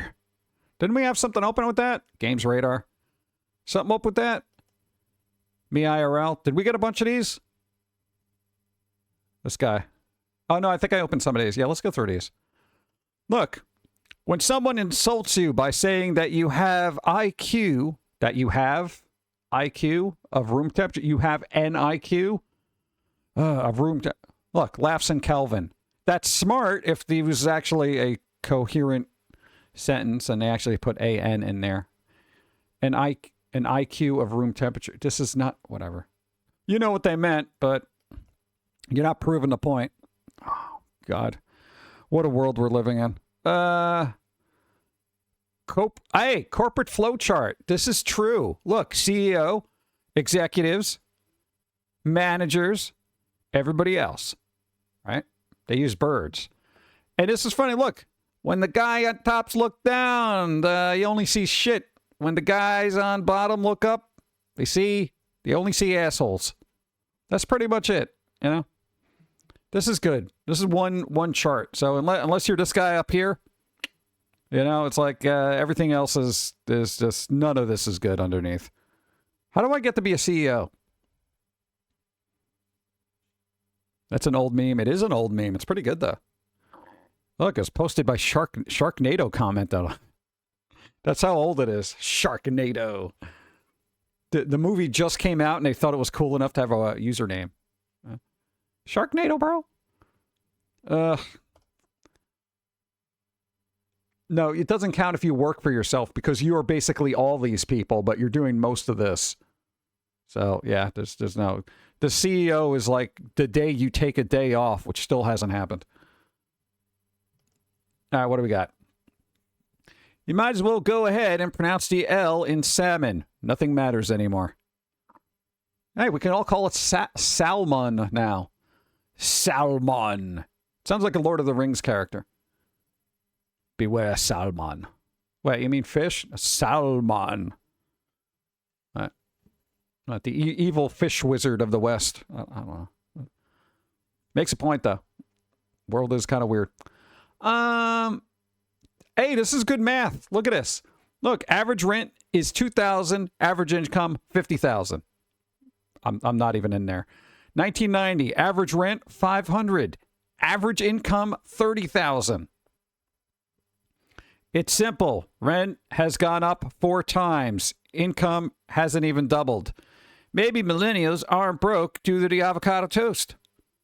Well, I mean, they'd probably save a little more if they weren't getting avocado toast. Avocado's very expensive right now. Yeah, but dude, when you look at that, look, from the 90s, that's literally $500 is what he paid in rent back in the day. Yeah, now not so much. You know, but it's crazy that, you know, people would make that kind of money in the 90s. And then now, like, you know, dude, 35 years later? Like, what the hell's happening? Why? Oh, we got to fix this, man. We got to fix it. I won't, what? I won't spot eating avocado toast till I run out of bread. What? Stop eating avocado toast. Okay. Avocado toast is good, though. Avocado toast with a little bit of everything bagel seasoning on it. Brilliant.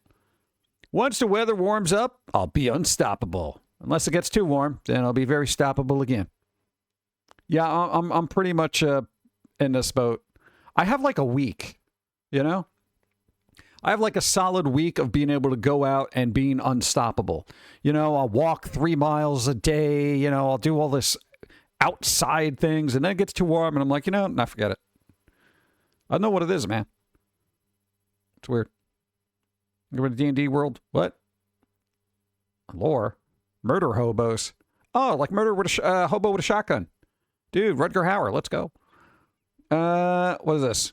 Hate to say it, but my relationship did, in fact, get 100 times better once I started focusing on showing appreciation for all the things my partner was doing and stopped nagging about the things he wasn't doing. Oh, wow, what a revelation. Yeah, imagine. Thank you, Michael, for pointing that out. Bridget.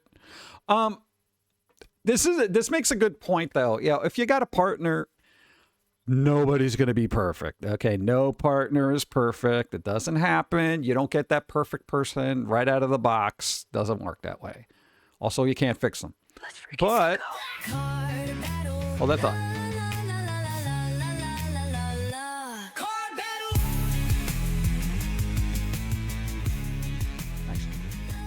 We'll get back to it. All right. Zombie Snow White, you got to roll equal to or greater than. You know the rules. 20. Oh, my God. Really? Come on, man. All right. You basically got to roll a 20. Oh, God.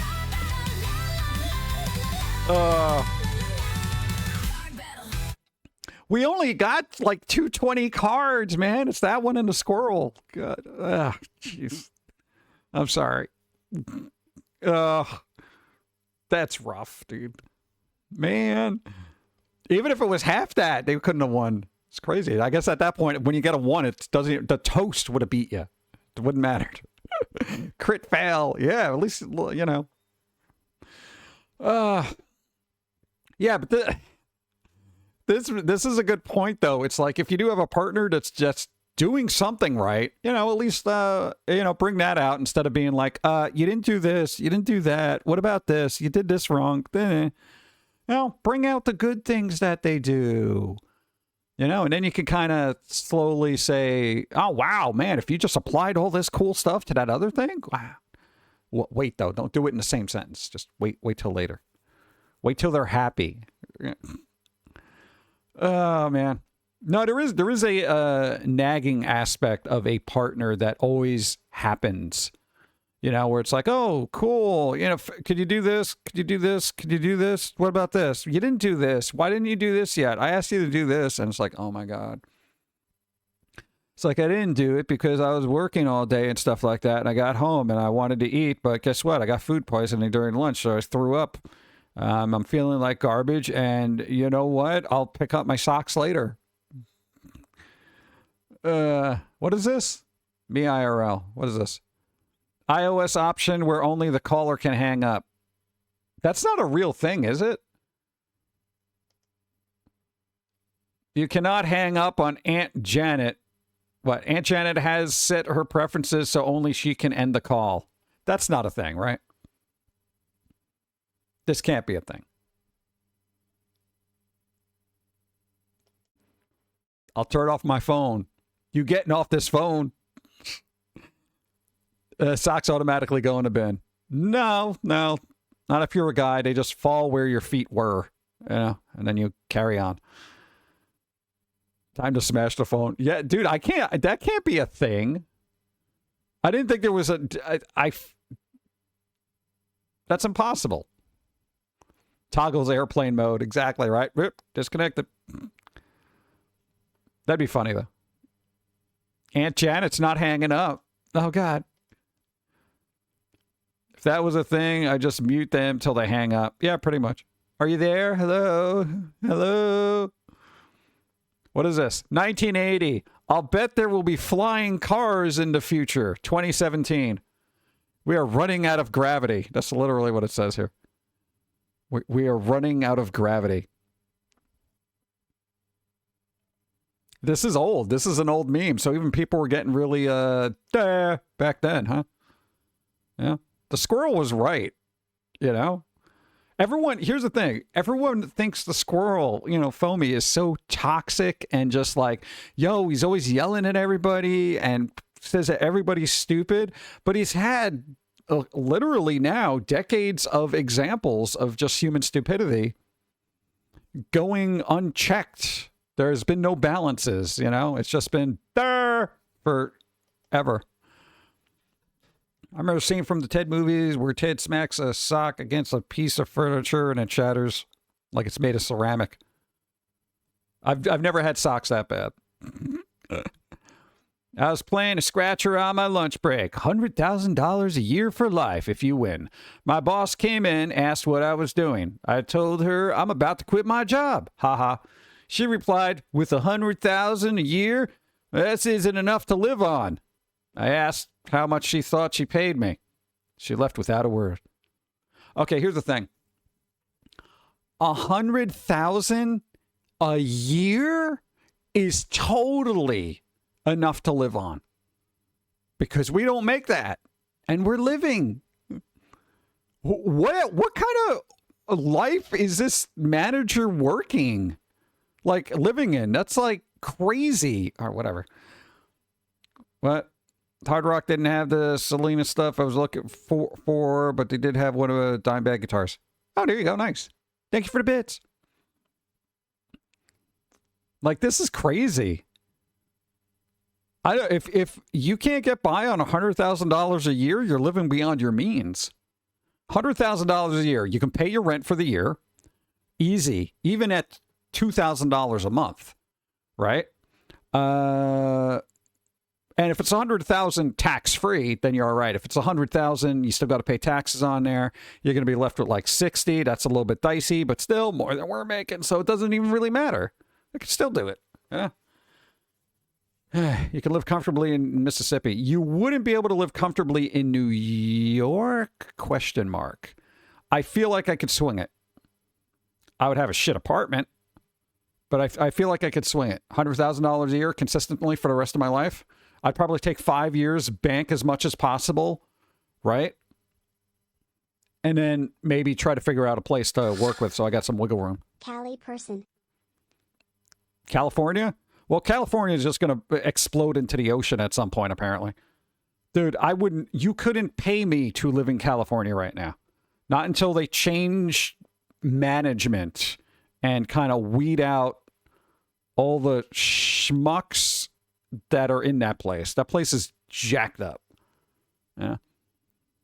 I could live on $20K a year, right? Really, it depends on what you do. Like if you're going on vacations and stuff all the time, then yeah, it's gonna be a little dicey. But it's a lot of people generally are terrible with money, and it's like I try to. Well, here's the thing: I don't do a lot, so it's like for us, anything we get, we try to save as much as possible. I don't know. I guess if you're gonna buy a car, buy a house, you got a mortgage on a house, then that money's gonna go real quick. But I feel like most people are renters now anyway. Ugh. I'm on the brink, California, southwestern Oregon. We got quite a few California refugees. Yep. Well, Florida is too now because apparently, and from New York as well. Like everybody from California and New York are now moving to Florida because both places decide to jack up the taxes on, I guess, rich people. Which I get, yeah, cool, charge them more taxes, but the thing is they'll just move. You don't realize that. It's cheaper for them to move than pay your taxes. And the thing in New York, who was it? Older actor. Robert De Niro. He literally complained about the tax hike on rich people there, so much so that he's like, I will literally have to move out of New York. If Robert De Niro can't afford New York, what the hell? Who's it for? In-N-Out Burger going to Florida. There you go. Thank you. Oh, good. And the thing is, Florida is end up going to be expensive now because all those people are moving there. And a lot of people moved to Austin, Texas, so the prices went up there. And then it's like, no matter where you move, your biggest fear is having other rich people move there. Even if you're a rich person, because then inevitably they're going to want to tax the hell out of everybody, and then they're just going to get up after they ruin the state and move somewhere else. New York is for real estate con artists. De Niro's wife has a failing real estate business. That's why he has to keep making movies. How do you fail at real estate, especially New York? It's like everything is super expensive. All you got to do is sell a property, and you'll be all right. Human beings are not mass kids crying for what? Yeah. Tax people don't seem to understand that. Yeah. Nobody wants to be taxed. That's like the whole thing about existing. Nobody likes it. But New York's got its own set of problems. California's got its own set of problems. It's going to be crazy. My vacation this year. Look, I thought this was clever. It's 2 hot dogs, but the picture is the beach, but it looks like legs, right? It's pretty good. I like that. I thought it was clever. So know that certain ladies' legs just look like hot dogs from a perspective. It's funny. It's funny. Come on. All right, what else we got going on here? Oh, I thought this was cool. Look, the Himalayan vulture displays its striking false eyes, a clever adaptation that makes it appear larger and more intimidating. Look at that. Look, because over there, it looks like it's got some kind of weird, crazy mask thing going on there. But it's just a little vulture. He got a fake face. Everyone's against taxes until the house is on fire. No, that's why they have volunteer fire departments. Even people getting taxed are like, whatever, just don't give the money to the fire department. Oh, God. But yeah, this is kind of cool. It looks like they got this like tribal war mask on or something like that. It's kind of cool. I feel like that'd be a cool Pokemon character if you just get rid of this part. You know, just put your thumb over this guy's face. Looks like Pokemon character. Like Owl or something like that. Kind of cool.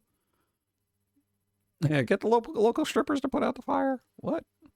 Yeah, I don't know if we're gonna deal with that. What else we got here? Am I the asshole? Let's see.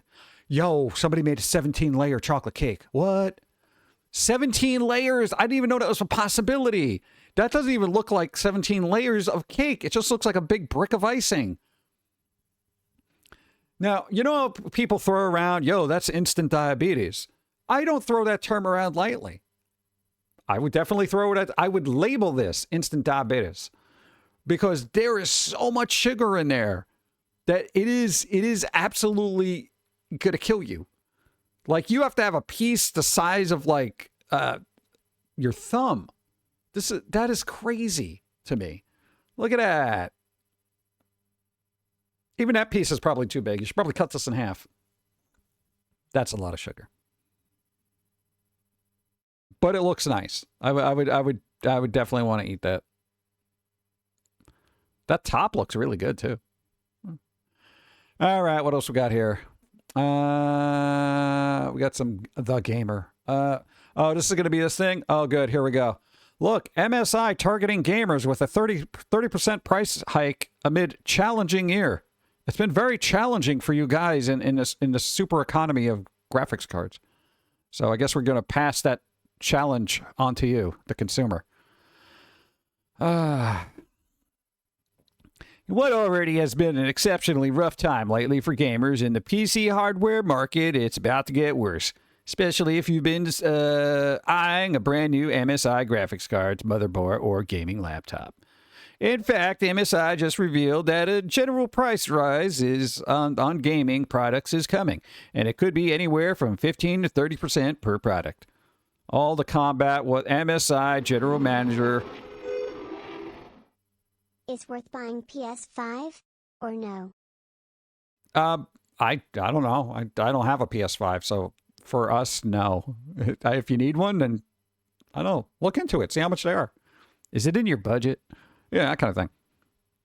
So basically, it's the most challenging. Thank you. Most challenging year since the company was founded. Wah wah wah wah wah. Yeah, it's a very challenging year. So yeah, more graphics cards are going up. Probably because this guy. Look, Jeff Keighley. Look. Jeff Keighley says Oscar CEO blocked him after he criticized the show for omitting his father in the in memoriam segment. So apparently, look, Jeff Keighley's dad was a pioneer in IMAX, right? They did a bunch of stuff.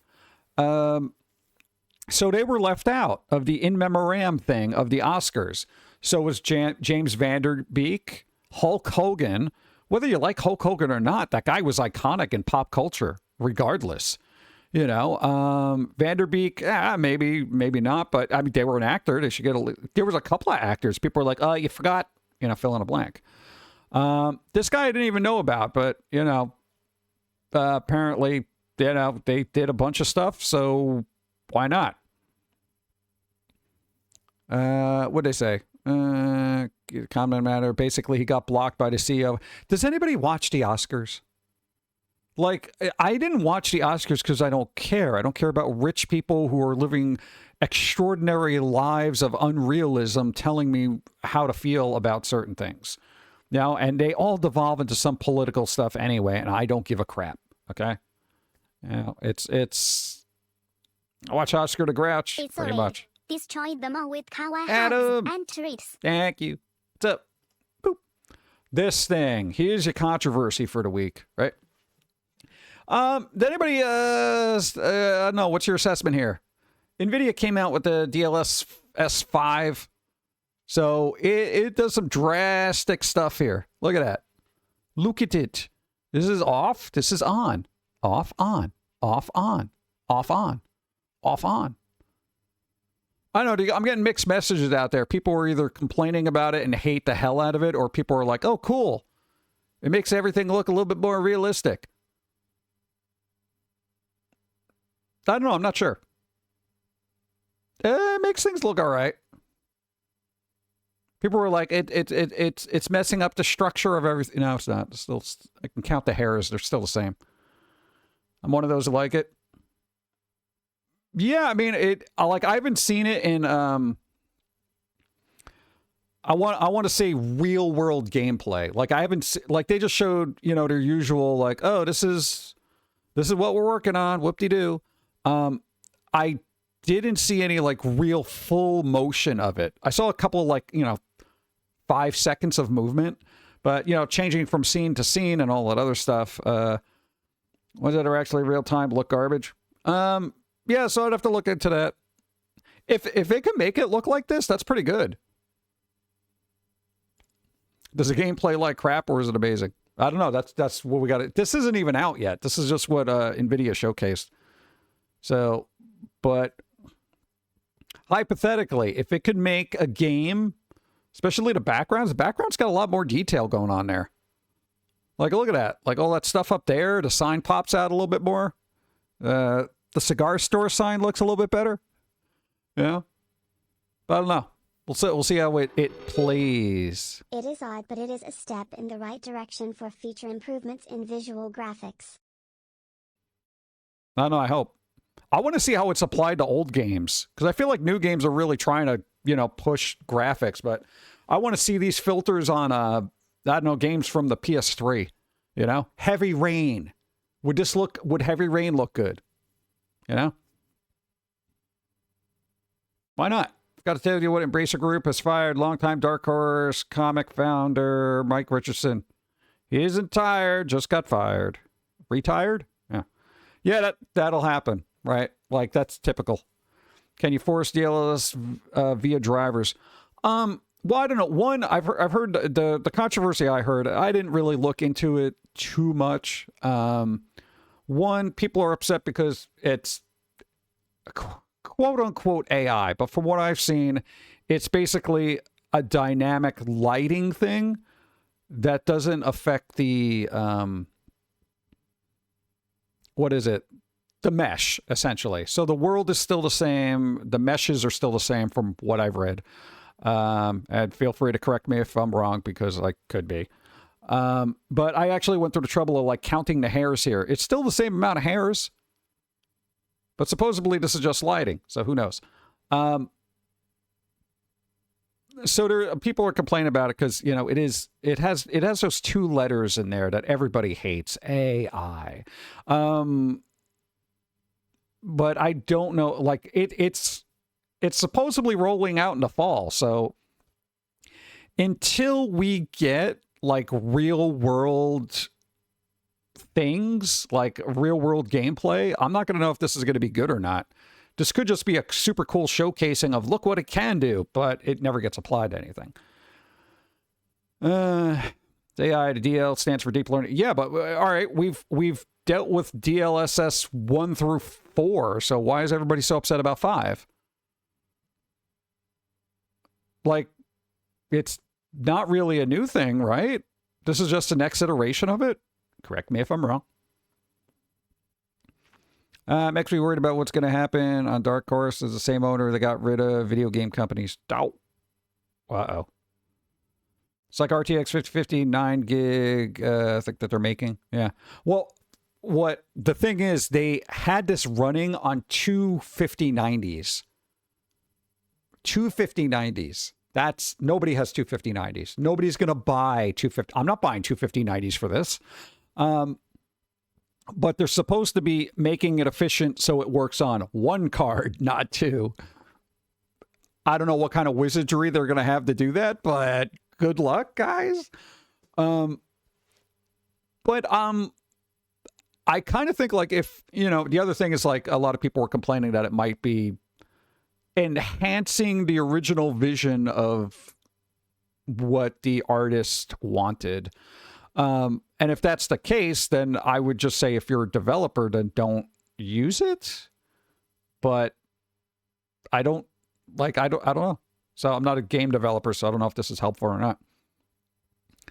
Guess what? One day they're going to make DLLS6 and 7. Nvidia stock dipped when this announcement came. Yeah, but why would the stock dip? Because everybody's been using DLSS 1 through 4, right? Like, isn't that basically a standard in gaming? Like, people have really been out of shape about this. You know, and hey, I'll be one. I'll take the ignorant approach of this because I haven't really looked into it that much, but I have a couple of things open for it. We'll get to Dark Horse in a second.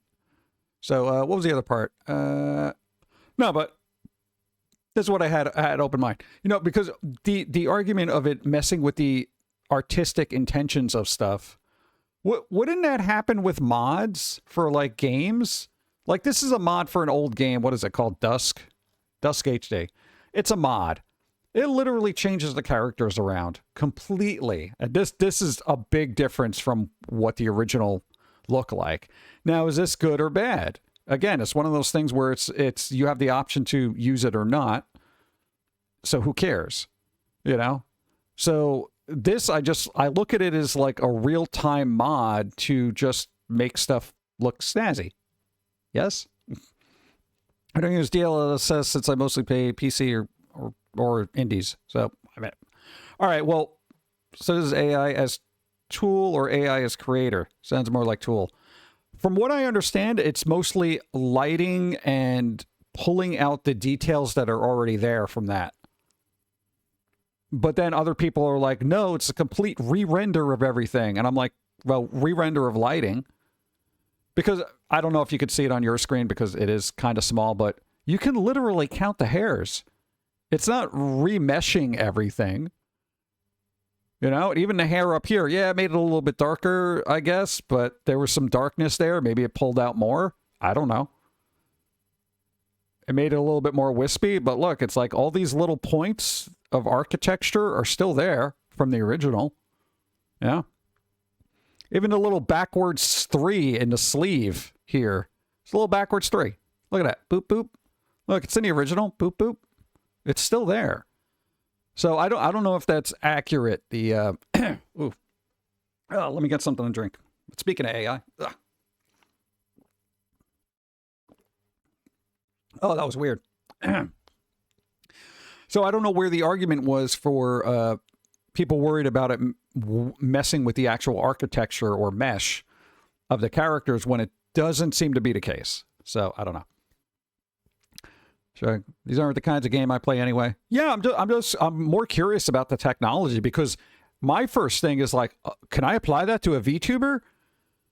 Because, you know, she would look a lot better. I mean, I'm perfect the way I am. But, you know, it's just like, it's that kind of thing. It's like that instant, you know, people use up-resing. Like there's AI upscaling and there's AI frame interpolation. So if you're running something at 30, it'll insert the frame so you can get 60. People generally don't have a problem with that. But now people are freaking out about this. So I don't know where to disconnect from point A to point B. Or is it such a leap that it actually frightens people? Like, I'm just curious because I'm looking at it from basically a JPEG standpoint. And I'm just like, all right, that looks cool. You know? I don't know. You can all educate me in the comments. I'm not particularly invested in this because I have such a back catalog of games. I'm not concerned about what they're doing in current gens. I really don't. There's 2 implementations of DLLS. Let's see. I've got a point with a camera to try to capture things in great detail as possible. Yeah. I don't know. A lot of people want really good realism, but then some people argued about the uncanny aspect of it, where if something is a little bit too human-like but seems off, it kind of makes people a little unsettled. I don't have that perspective on stuff. If something looks super realistic and is awkward, I mean, I know it's just fictional content, so I don't worry about any of this. But I don't know, we'll have to see how it moves. But what was the other thing? Is that it? Oh, here we go. Yeah, so no, there's a huge controversy about DLLS5 for some reason. I'll look into it a little bit more, and, you know, for people who are hating on it, maybe I'm being ignorant, so assume you're right. I don't know. I know I'm just looking at the pictures. I'm like, that looks cool. I don't know. I'm an idiot. Leave me alone. As the PS3 gets another update, console owners are starting to question whether they actually do anything. If you still have a PS3, it's getting an update. Actors look different in movie versus real life due to lighting, makeup, and angles. You know, that's a good point. No, that's a very good point. Give me a second. Oh, no, I had to do one more. Boop. No, that's a very... The concept of makeup, because... Big fan of makeup here. No, when somebody was complaining about the way it looks, I was like... For people who are complaining about it, you ever see like an Instagram tutorial when people do makeup? You know, they might have a really big nose, but they will highlight certain areas, right? Like they'll highlight the nose and stuff and then make this part a little darker so it looks like they have a smaller nose. The structure is still the same, but through the power of makeup, you know, it literally changes the features and how things are angled. It doesn't change their bone structure like the mesh, right? But it will change the perception of what's there. You know, kind of like the way they do the cheekbone thing and all that other stuff. Yeah, contour. There you go. That's a good word for it. Thank you. Yeah, so it gives you an impression of a different contour. So I think that's what this does. Again, I could be wrong. But, you know, people were like, oh, the lips are bigger, blah, blah, blah, and they messed it. And I'm like, they are the same to me, but the lighting is different, you know? Because I, from what I've read and what I understand is it doesn't mess with the mesh. It's just lighting. So, I don't know. I'll look more into it, but I mean, if this is an accurate way of doing lighting in a game, that's pretty phenomenal. And if this is just all smoke and mirrors, then it's like utter crap. Like, so I don't know. I'm not going to know until I'm hands-on with it. Yeah. Still kind of hit or miss. Sometimes it just eats the lighting. I think the real challenge is to show detail in shadow, not to remove the shadow by brightening the area. It makes sense. Well, if the detail's already there and you have a good lighting system, then what it will do is balance it out so the detail shines through. But sometimes scenes should be so dark that you don't see detail. And that gives it that little unsettling thing. So if it is, you know, an AI lighting system, it could detract from what the scene should be, depending on how it's used. But these are tools that devs are going to have, and they're going to be able to utilize whether they want to or not. Well, if they want to or not whether they want to or not. So... I don't know. Hopefully we'll get some cool stuff out of it. And if it turns out to be a failure, hopefully it'll fix it. You know? Smoke and mirrors. Well, we'll see. You know. I don't know, but nobody's buying two 5090s to make Resident Evil look that. Unless you're like that rich kid, you know. Yeah, my mom got me two 5090s because I was like, Ma, I want to play Resident Evil Requiem at like the best specs ever. So I got like, Ma, I got to get two. So I got DLLS5 and I'm running the game on the other thing and, you know, it does this thing and it looks really cool. Shut up, kid. Yeah, so there you go. Another update for the PS3. I don't know. Maybe it's got DLLS5. No. What's going on here? Oh. Mind's Eye loses its publisher, and the planned Hitman crossover has been scrapped. This game is getting no breaks whatsoever. I'm surprised it's still around. Remember Mind's Eye? It was made by a couple of people that were one person that left the GTA studio. Former rock star, whatever kind of thing. They came out with a game. It was lackluster. People didn't like it. It didn't even have DLSS5. And I don't know if that would have helped it either. But apparently people thought it was atrocious. I don't know. I didn't play it. So, how do you lose a publisher? What did they do? Just dump you? They left you on the side of the curb? What was that? Build a Rocket Boy, faces another challenge now, losing its publisher partner, IO. Oh, these people, they were the publishing partners? What? Dude.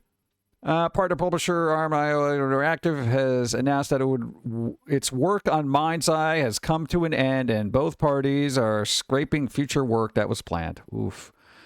Agent 47. You know that mission you had? Never mind. Oh, God. Mazel, hi. How's it going? We're told that the two will be coordinating closely to ensure a seamless transition. Yeah, so basically they're leaving this game at the orphanage right now. They're just going to dump them off and say, here, it's yours now. Oof. This poor game. I almost want to play it to see if it was really that bad. Yeah. Last month, Mozart revealed its most significant post-launch update yet. Oh, achieving the studio's vision for quality and setting the stage for... You should have done that from the get-go, honestly. Oh, God. I know, I feel like because the internet and gamers are very particular about how things are launched. If you have a misstep, even the slightest thing, every news media grabs on it. Everybody says you're terrible. Everybody just agrees with that because nobody wants to research it themselves. So I don't know if this game was good. I just saw a couple of screenshots of saying how terrible it was. But people just pile on until the game inevitably fails, you know? And I kind of wish there wasn't that toxic perspective of that. Same thing with the DLLS5 thing. It's like people just dogpiled onto it because they're like, it's terrible, it's whatever. And it's like, let's see how it works, you know? I don't know. But I don't know, man. People need to cheer up, you know? We're lucky we live in a world that has like such a vast array of gaming abilities and choices, and people just like to rip apart everything that comes out. I mean, this might have been fun with a little Hitman thing going on. Yeah. It's another digital anvil situation. CEO Bill the Rocket Boy has not been graceful in handling his failures. Yeah, but I mean, everybody, after being on the internet for a while, I think any game developer is just sick of people belittling and crapping on years and years of work, you know? It's like, you know, at some point you're going to have a breaking point and you're just going to be like, yo, can y'all shut up? You know, I'm just trying to make a fun game here. Yeah. Watch someone try to stream it. It was not interesting and buggy as hell. Yeah. I mean, it might just be a very bland game and just it failed on that whole thing here. Let's see. What do we got? We got pitches. Look, we got somebody with a gun, somebody with a car. All right. This guy looks like a Twitch streamer getting ready to stream, but he's got to psych himself up first. We got this guy. That graphic doesn't look bad. That doesn't look like bad graphics. This one looks like they're laughing about it. Like, oh, look at me. I'm being held hostage. Look at it. Ma, take a picture. You know? Yeah. See, this might be a game that might benefit from DLLS5. Oh, God. Actually, it doesn't look bad. I mean, I wouldn't go out of my way to play it, but, you know. Yeah. All right. Well, that game is kind of slowly dwindling. Was it Mind's Eye, the one with the really broken animation? Yeah, there was one clip where the guy's face was like melting in half or something. Problem with the game was it was open world, but the game wasn't open world until you beat the story. Ooh. Why would you make an open world game that's not open world from the get-go? What the hell, man? Yo, that's not cool. That's the whole point you want. All right, well, that's happening. World's smallest target.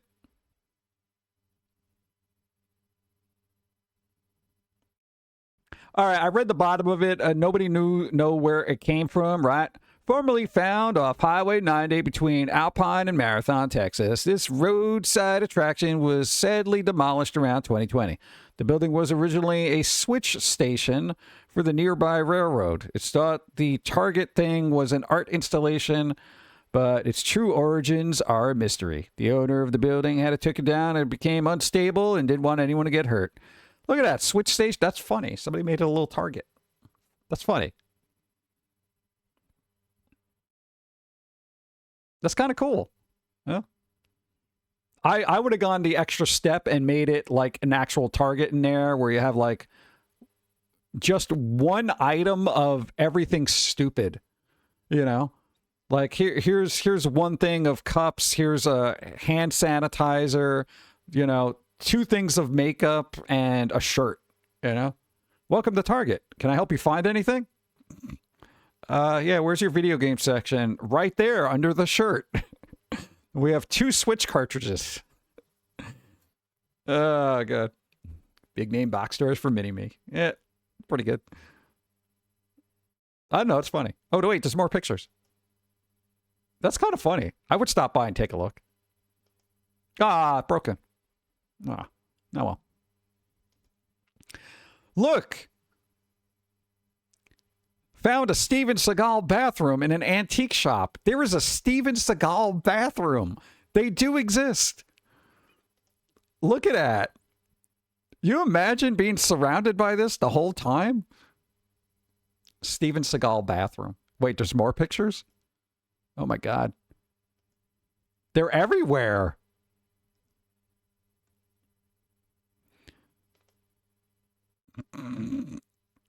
Dude, that's too funny. That's too funny. Can we make this my background for next stream? I want to stream from the Steven Seagal bathroom. Yeah, odd choice, but points for commitment. Yeah, seriously, they went above and beyond here. I only think I've seen like one Steven Seagal movie. Maybe two. What is it, On Deadly Ground? I've never seen that. I don't even know what that one is. Maybe this is the one I saw. It looks familiar. At least the cover does. Was this Something Death? They got like a ton of those. That's crazy. All right, well, know that there's weird shit out there like that.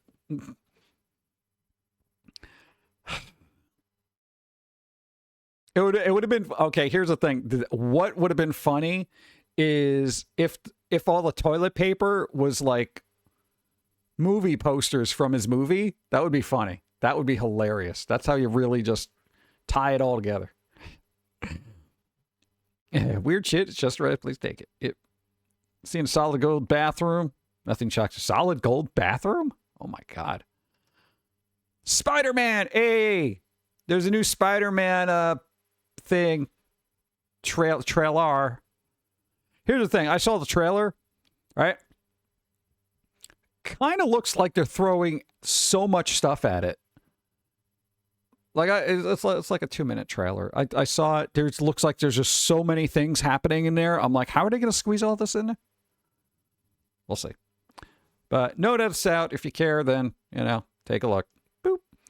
Life's genetic code requires 5 key ingredients. The asteroid Ryugu has all of them, a new study suggests. All right. Here's the thing, right? Look, the findings further hint that space rocks may have brought the building blocks of RNA and DNA to Earth long ago. Here's the thing. Has anybody heard the phrase like humans we're made of stardust? There's that thing, and we've seen it through history like numerous times, and Dawn especially, because they're all up on archaeology stuff. Many cultures historically are like people are stardust, right? So modern translation years later, when we actually look at stuff, imagine asteroids hits the planet, has all the, DNA, mRNA, or QSB, QR code of the human body. It gets in there, it starts reacting with the planet, and then life springs forth from whatever, right? That's kind of interesting if you think about it. Yeah? I know, but where does that asteroid come from? Where is it? Did somebody just throw it in space with all that stuff on there and let's see what happens? Yeah. It's kind of interesting. I don't know. But yeah, what if we are the thing? Yeah. So apparently this thing, and there was another I think they mentioned another asteroid in here that has similar properties. Some scientists have long suspected that life basic ingredients may have arrived via asteroids colliding with our planet when it was young, and the findings support this idea. Nice. Aliens. But, aliens lol. Yeah, we are the aliens. That's what I'm saying. We are the stall people. Oh, there it is. Thank you. Scientists report that the asteroid Bennu has the 5 molecular structures of genetic material called nucleobases, as well as units that make up proteins. 2 meteorites that crashed to Earth also contain the nucleobase. We're star people.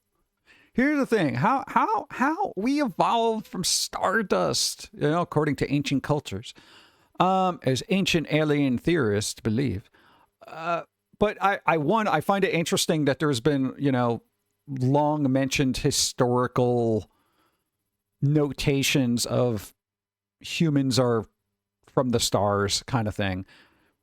And I don't know if they would have an understanding of molecular crap like that, but it's interesting that people thought that well before our science would validate that. Two, not that this is common knowledge to anybody, but shouldn't we be better people knowing we are from the stars? Kind of like, and we're all trying to get back to the stars. We're trying to go back, Like that's the whole thing. Everybody wants to go back to where they were born. Guys, especially when it comes to women.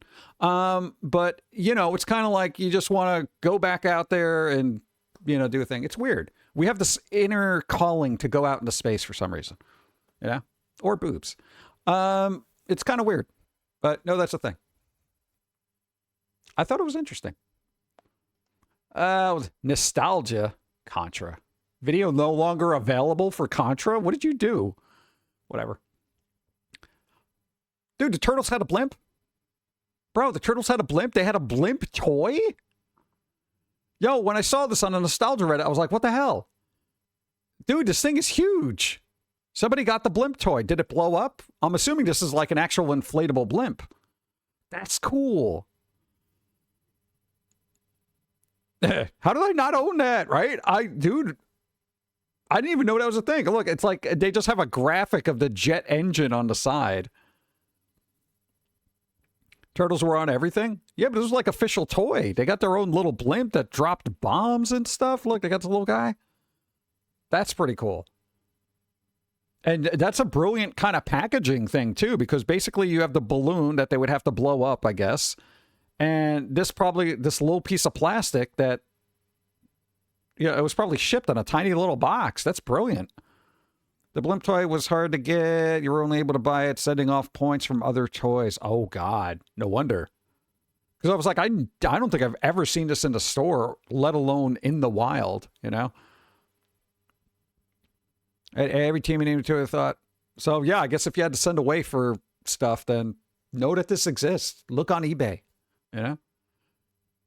Oh, look, I'm not even into turtles that much, and I think this is freaking cool. That's awesome, man. Make a foamy blimp, Because that's what squirrels need to do. Have a blimp.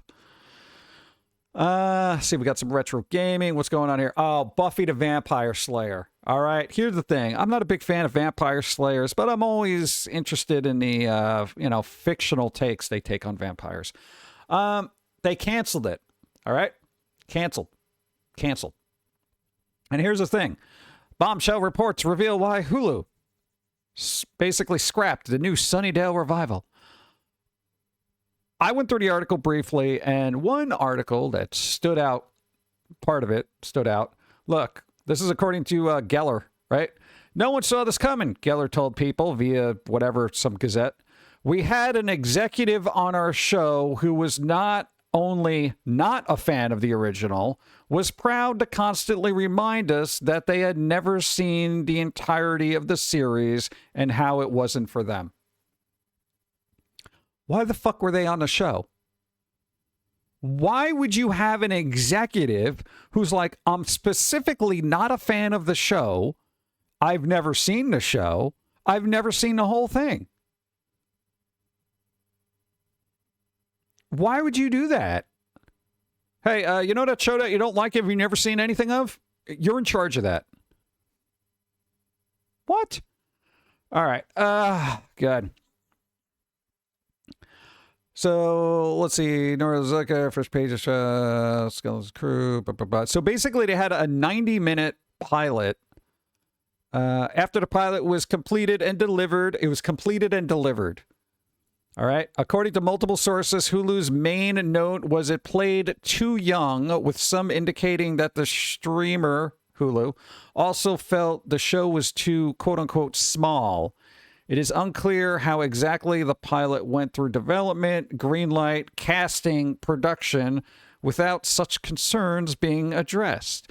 As for the scope of the show, I hear the initial business mandate was to keep the spirit of the original, which was done for the Warner Brothers and subsequently UPN, on a modest budget, it continues. Where did I leave off? Okay, no, I lost my spot. I hear their new script was 90 minutes. It was more adult, featuring a lot more Geller's Buffy, and was described as more of a streaming than a network show. Well, yeah, because it's a streaming show. Ultimately, we may never know whether the right decision was made. There have been some script leaks on social media, which, if real, sound pretty terrible. So, yeah, that's gone. But the fact that they actually had somebody who specifically went out of her way to say, yeah, I don't know anything about this. What? Hey, so is there this thing that's making us a ton of money and you have no idea about? Well, you now must continue to make us money. Dude, I know, it's like Marvel all over again. I don't like, it frustrates me. Like, who was the person that was originally directing this? Wasn't it like what was it, Josh Whedon or something like that? Who was it? Wasn't it Whedon or a Walter or Whitman or, I don't know, Wally? What the hell was his name? I remember them being, Wheaton. Okay, Joss Whedon? Joss Whedon. Okay, I remember people saying he was difficult to work with / problematic, but I don't know if that's true. Same person who owned Firefly? Really?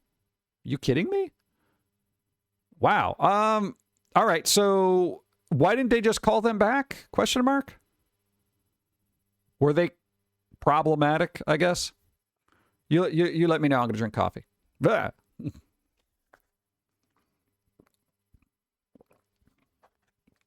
Define problematic. How problematically are they?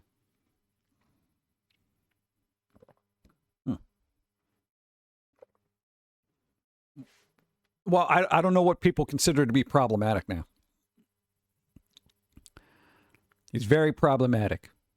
I know, was he just like annoying as a director and was yelling at everybody, or is it more like they're on a list kind of thing? Because I figured you would just call them back, and be like, yo, all right, we're going to have you in charge of this. Now they're talking about bringing Firebright back into the animated show. Yeah, well, what did you expect? You did what he wanted or he would quit. I don't know. That's somebody that sounds like somebody who had an artistic vision. What's up, Steampunk Chick? Hi. What's up? So if he was just very difficult to work with and it's like, do what I want or I'm quitting, then it worked because I know it might be difficult to work with somebody like that who has that vision or is really obnoxious about it, allegedly. But it worked. The thing is, it worked. People love this show and still love this show. So I'd be like, yo, just bring that person back, because even though they were a hard ass, it worked. And this is the problem, I think, when it comes to game development and media in general, is everyone worries about the toxic work environment. The thing is, any art form, you do not get good quality by taking suggestions from everybody. Somebody has to be have a vision. Somebody's got to be a focused director. And there is a certain point where you can make compromises here and there. But if you keep making compromises, you are left with a watered down everything that nobody wants to play. And that's being a big problem with gaming right now, is because everyone's got their little inputs and agendas and what they want in the game, and what they want to be represented. And people are just like, we want to make this game. And then everyone gets all upset about it, blah, blah, blah. Back then, somebody's like, this is the way we're going to do it. And if you don't like it, fuck off. And I'm all for that school of working, because that means somebody knows what the fuck they're doing. They are so sure of it that they say, if you're not on board, get the fuck out. We have a thing to do, and this is how it's going to go. I'm fine with that. I would rather have a strong leader who's a bitch than a weak leader who's like, well, okay, guys, I guess if you want to, make this character do this instead, I mean, it's different than, well, all right, whatever. Yeah, like, who the hell wants that? Because then by the end, you're left with this garbage show or garbage game, that has no real direction and no real strength because it's been ripped apart because everyone's like, the director's very toxic. Who cares, dude? It's their job to be toxic. Yeah. I prefer the fuck off approach. I do too. It's like you got to have a vision and you got to know what you're doing. And if people don't want to get on board with it, and I know actors have egos and stuff like that, and they're all going to be like, well, I pictured a character to being like this, and that's the thing. It's like, bro, you're the actor. You didn't write this character. Okay. You act the character that has been written because the writer is the one writing the words who fleshed out the character. Your job is to bring it to life. I don't need a backstory. I don't need anything. You know what your motivation is? The paycheck that we give you that's in the millions of dollars, okay? If you don't need those millions of dollars, then fuck off out of here and we'll replace you, okay? Actor. Pretend you care. Yeah, this is why I wouldn't be a good director. No, especially now because everyone's a little tiny fucking bitch complaining about everything. The work environment is so toxic. They had us work 8 hours straight. Fuck yourself. Yeah. Clowns. Oh, I didn't even get to look at the figures. Well, we're not doing that yet. Where do I leave off? There's all these tabs open. Metacritic. What is this? Fangoria. What's going on here? Is there any news I got to look at? Video Night. What is this? Reissues hit shelf. There's a reissue shelf? Whatever. All right. Thing. I don't need it. Star Wars. Surprising Star Wars video game announcement ahead of next month reveal. Oh, geez. Oh, God. I don't care. It's Star Wars. Like, it might be news. Let's find out.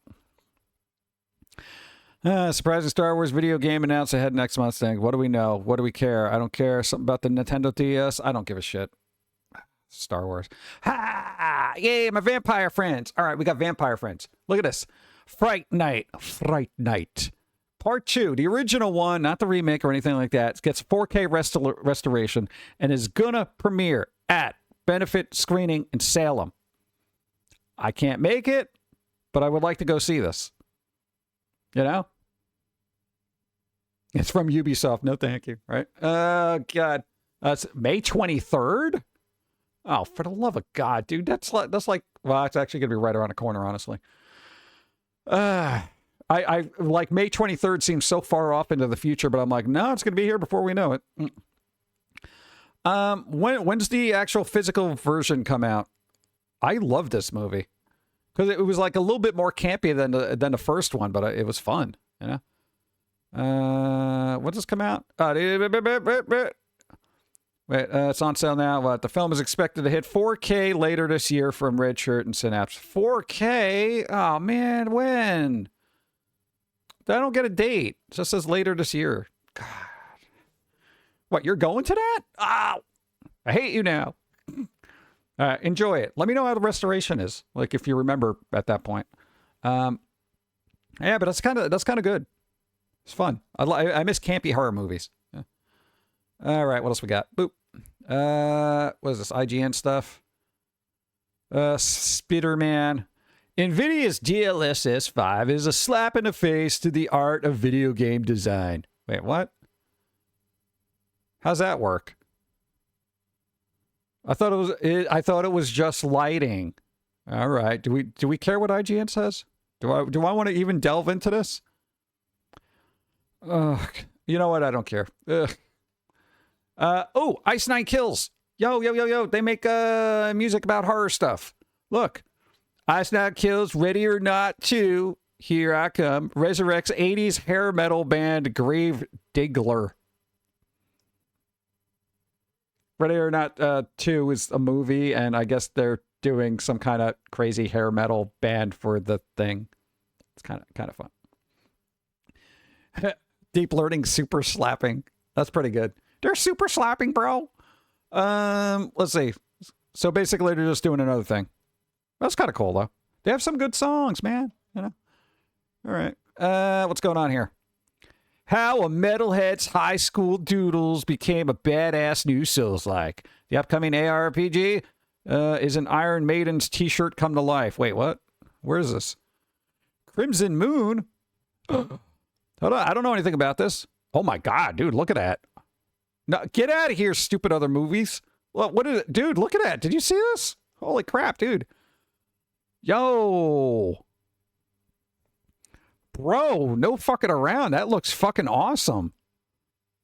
No, I want to go back and see that. Holy shit. I very rarely am I impressed by internal architecture. Like Dark Souls and Bloodborne had really good architecture. But bro, look at that. That is well designed. I like that. That's pretty cool. Reminds me of Gora's bathroom. Nice. Yeah, we don't have sound, I know that. But, so what's going on? This guy's got a thing. He's got a sword. He's all pissed off at people. Everything looks kind of cool. Wow, look at that guy. This looks like it'll be kind of cool. Look at that. People like Souls-likes. I mean, it's going to play like a Souls-like, but, you know, the bosses are usually the fun part. All right, that might be fun. What the hell is this called?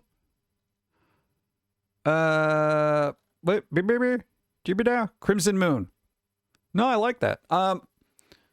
Oh, it is on PlayStation, so I don't know if it's going to make it its way to the PC there. So I hope so. Even if it's just timed exclusive. True Gothic Weeks Geiger. I know this should be all right. Looks pretty good.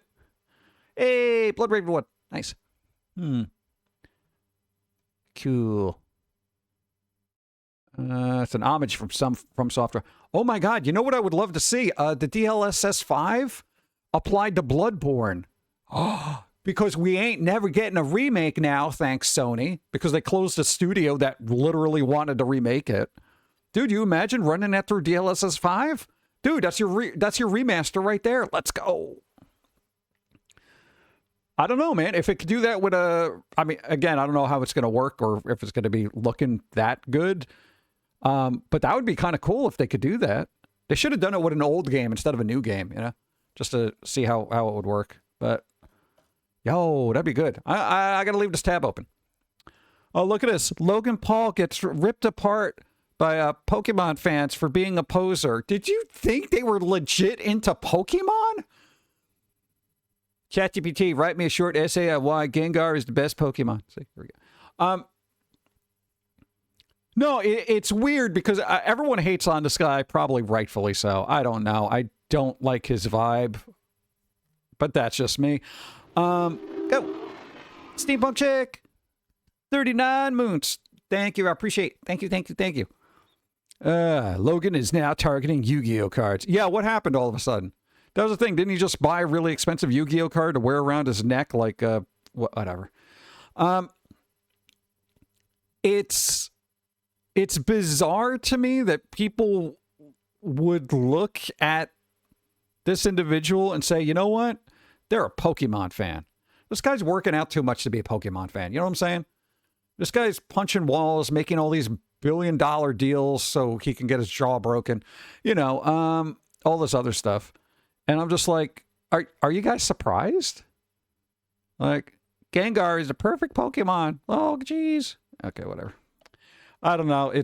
They already have enough money. They don't need more time, but don't be surprised when somebody isn't what they're into. Firefly's big revival plans take the story in the wrong direction. Here we go. We're getting a Firefly revival-y thing here, but apparently people are upset because, yeah. Well, teasing some kind of Firefly revival series, blah, blah, blah. 2 shows protagonist, baby deer. Mouse crew, what's stopping? Keep it up. Words. Okay, so this is, really? It's supposed to be a revival set decades later, has always felt like the most natural continuation of the story. By the end of the film, characters fundamentally different people, blah, blah, blah. Instead of taking advantage of those possibilities, the animated series will backtrack to explore the crew's exploits sometime between the show and the movie. Sure, there are practical reasons. And let's took his fan favorite pilot, Hobart Washburn, died in Serenity, blah, blah, blah. Okay, so basically they're just making an animated series. Do they have any pictures of what the animated series is going to look like? Do we got any stills? Do we got anything? Just this? What are we doing? What do we got? Animated revival. Well, I feel like that's going to be the thing. You know? If you're going to do anything with that, again, Elvira. Get Elvira in the studio. She can do all her lines. You can make the cartoons as spicy as you want. It'll be great. You know? I don't know. Well, I mean, I guess it's either going to be good or it's going to be bad, you know? There's only so much we could hope for in this point. But sometimes, like, this has got such a cult following that I feel like it would continue to have a cult following and people would continue to love it in perpetuity. All right? But when you start adding more crap to it and other spin-offs and stuff like that, it ends up like Star Trek, you know? Then you get like Star Trek Academy and people are like, oh, you know? But who knows, you know? I don't know. The cast is in on it. I get a good feeling about it. I mean, it's only going to be as good as the writing and directing, I guess. But I mean, we'll see. I hope it's for fans. I hope it's freaking awesome, you know? But look what happened to Buffy. Steam spring sale. Ah, shoes, man. No, man, we got to get the car fixed. Steam spring sale starts this week with discounts on some of the biggest indies and AAA games. Prep my wallet. Oh, sorry, my car already prepped my wallet. All right. Oh, God. All right, well, no, that's happening. About sale teasers. So basically a bunch of games are going to be on sale. God. Look at that, man. March 19th. That's tomorrow. All right. Well, I know. Save up your pennies. And there you go. I don't even want to look at this because I got to do the car thing. Metro last night. Dang, rap. All right. Fingers crossed, man. My face. It bothers me, man. Okay. What else we got here? Nvidia's new graphic tech. We already saw that. Yeah, I'm over it. Stupid food. There you go. I don't know. We could call it. Maybe I'll go through it. But what I'm going to do is I'm going to take a break. So, no, we could do a take a break for ears thing. Let me go through this thing. So, because I will have to take a break inevitably in a couple of minutes anyway. So I'll just run the ads, get them out of the way. I think we got a spicy zombie card. That's fine. Dawn appears, physical item, technical issues. Not quite yet. Ask for help, look it up. Think I did. Didn't run out of coffee. Really haven't glitched. Not bad coffee. TG, shiny card battle. Superside email. I think we got all I can call for now. I still don't have bingo. Holy crap. Okay. Let me take a break, run an ad. I'll probably get more water because I need more water. Okay. I'll be right back. I don't know. Watch some cartoons in the meantime. Oh, geez, I forgot this is the old screen. Hi, I'm looking for a game suitable get up and for an stretch, I guess. 8-year-old. Gears of War. It sounds violent. Grand Theft Auto. Stealing is bad. What else? Dead Rising. Dead. Yeah. Dead is bad. Look, do you want to get something suitable for an 8-year-old or something that will keep an 8-year-old out of your hair for a while? Well, I do need some me time. Here, give him World of Warcraft. You won't see him until he's ready for college. It has the word war in it. Here, I scribbled out the word Warcraft and wrote in Happy Kittens. Is that PC enough for you? World of Happy Kittens? Happy? Well, can he get a kitten in it? If he's willing to camp for 3 hours for little Timmy to respawn, then yeah. There's camping, too. You fucking suck.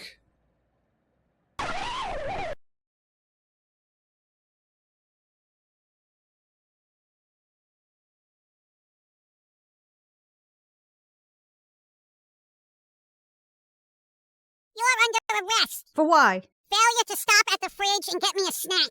That's not illegal. Step out of the car, ma'am. I'm not in a car. Ma'am, step out of the car. What car? You're being detained. Holy crap. You have the right to remain violent. Anything you say is probably stupid. You have the right to a soft-boiled egg. If you cannot afford a soft-boiled egg, one will be appointed to you by a food court. Do you understand these rights that I've said to you with my mouth hole? No, not in the slightest. I'm gonna need some backup. Suspect is resisting. I'm not resisting anything. Taser! Suspect has been subdued and is twitchy. You're banned from watching cop shows. I'll also need you to walk in a straight line. Field sobriety test. You just tased me, bro. I can't feel my legs. Denial of field sobriety test is automatic jail. Stop resisting. Stop resisting! I call brutality. You get one phone call, ma'am, but I wouldn't call him. He'll just make it worse. Don't call brutality, because it's a totality of getting up. All right, hopefully everybody stretched. Your entire body, not just that one part. Okay? Card battle. Let's go. Card battle.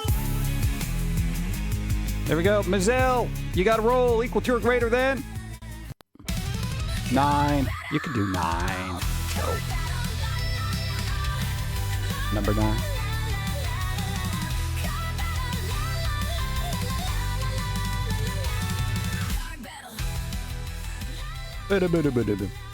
What? Not talking to you. What? 1?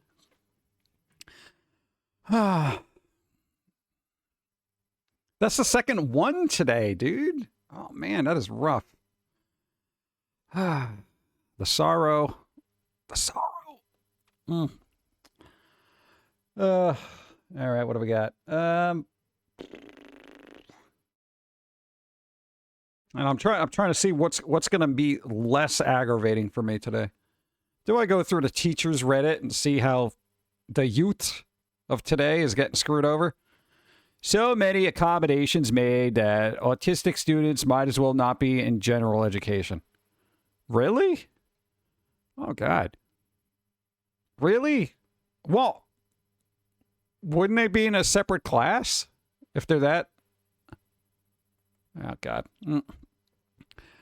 All right. Let's find out. This is very long. I'm autistic. I'm on the spectrum. I can't deal with long words, so good luck. Let's see. Terrifying conversations in high school 9th grade math class today. Terrifying conversation. Pick better resources. God. This better not be long-winded. Oh my God. I'm not good with walls of text here. You know, I'm just throwing that out there right now. Attendance issues. At what point do we retain students? Well, just if they don't show up, get rid of them. Like what? This better not be a wall. Don't be a wall. All right, there we go. This is readable for me. Hi, everyone. I'm a first-year teacher at a Title I school. What the hell's a Title I school? Where attendance issues are rampant. In my class, 4th grade, I have 4 students whose attendance rate is below 50% for the year, the lowest of whom is currently at 32%? Yo, when I went to school, you could only miss about, 5 days of school until you started having to making up classes and stuff. You literally had to make up days.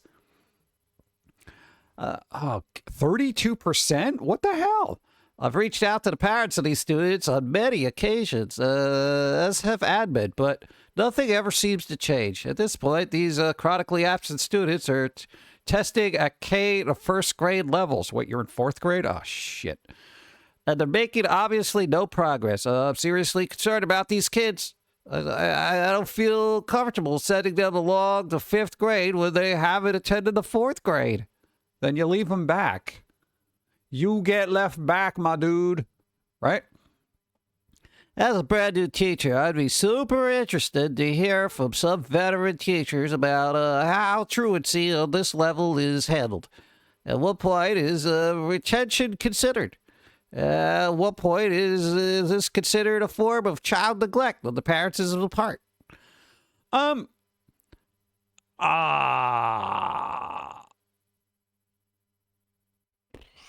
Let's say when you were in school, if you missed 7 days, a truancy officer was called. Really? I know we didn't have a truancy offer. We just had a very pissed off principal that was just like, yeah, you know what? If you keep missing a class, like, you're screwed. Like, that was their thing. You know, people were out for, like, prolonged sicknesses. Like, some people had chicken pox, you know, that kind of crap. You know, and it would be out for, like, 7 days, maybe more. And that was considered excusable. But just random absentee things, yo, they were really kind of ticked off about that. And even then, they would get somebody to send work home to you. They would be like, yeah, you got assignments to do, you know? Even teachers would drop them off and be like, you got homework. And you're like, what? Yeah, it was ridiculous. Let's see. Yeah, I can't remember what smart word that it means. Sort of say I can't remember the really long specific. Yeah. People on the spectrum love long words. Yeah. It's not, they're not held back. No, see the thing, it's I would not pass these people. If they're reading at first grade levels, guess what? Guess where you're going next year? First grade.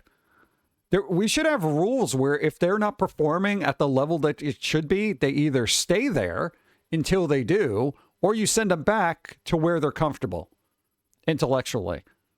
Like, legit. I don't care about the stigma about it, because here's the thing. I'm a big believer of society moving forward, okay? Our bar should be raised to the smartest, not lowered to the dumbest. And I don't think anybody in 5th grade should be dealing with another 5th grader who's reading at a first grade level, you know? Absolutely not, because then that just slows down everybody else's progress.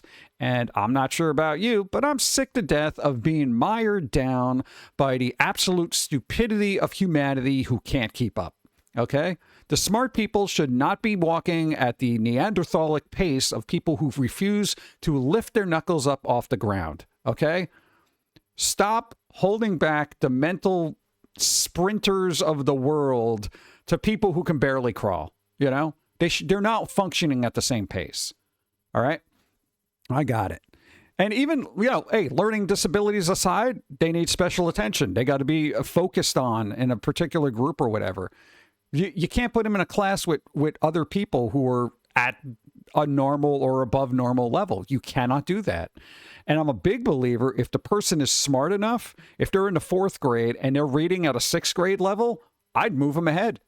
I'd be like, yo, this is all too slow for you. Life is too short for you to doing another year when you're a year beyond that. Talk to the parents, work it out, and say, you know what, skipping into the 6th grade.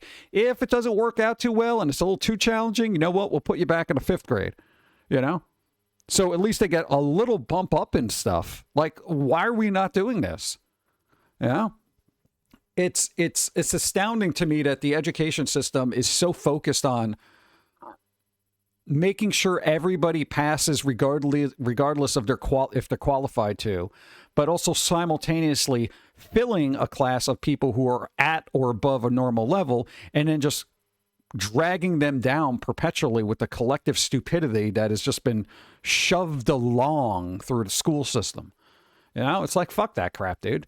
You know, hey, low IQ prick, get left back. All right. Screw that, dude.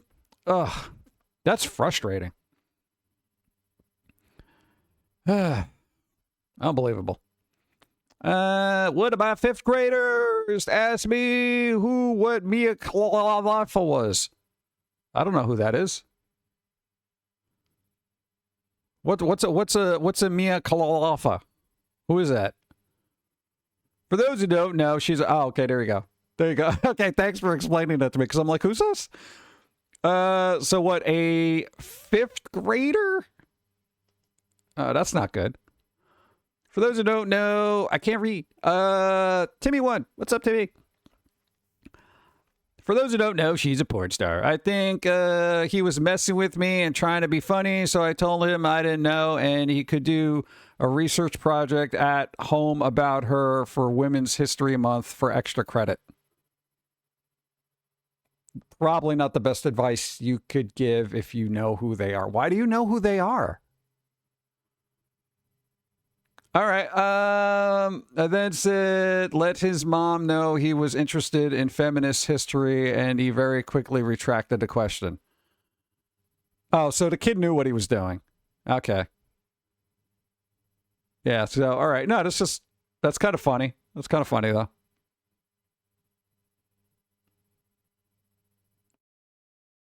What? It's a little funny to me. I don't know. All right, what else we got here? Teachers are blamed for everything. Well, I mean, considering you're in charge of the students. Let's find out why. Make it short. Okay, let's see. What do we got? Let's see.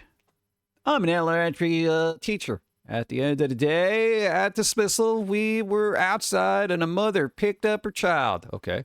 Mom talked to me outside about some math things for about 5 minutes, then walked home. Then walked home? Okay, whatever. Later, I got a message that the mom would like to have a meeting with me and the principal because the child, wet themselves and wanted to talk about my bathroom policy. Our bathroom policy is don't piss yourself, kid. Okay? God. Really? A bathroom? You're going to discuss a bathroom policy? God. Turns out the child wet himself on the walk home with their mother. Somehow thought it was my fault because I did not let them go to the bathroom. Yeah, that would probably be your fault. No, there's a gray area here. Did you let them go to the bathroom? If they got to use the bathroom, let them use the bathroom. If you said no, you got to hold it, then yeah, that does fall on you. So unless I'm getting that information here, that bit of information, I don't know. Did you not let them use the bathroom? Question mark. I don't know. Seems weird. A top student made a disturbing confession. She admitted to using ChatGPT. Imagine that. Imagine a kid in this day and age using AI, considering it's been vilified by everybody. Wow, what a prick. Let's see. This is a long thing. She didn't have an answer. Okay. Basically, the kid used ChatGPT is what I'm getting from here. After reading all the comments, the overall vibe I'm getting back from people is, oh, well, it is what it is. Deal with it. Hold on. If you've caught a student using AI for an assignment, it means they were 10 you did not catch. Once I realized my top-level students were using AI, I drove myself crazy checking versions, histories on Google Docs to find AI use. What I found was horrific, far more commonplace than anyone at the school suspected.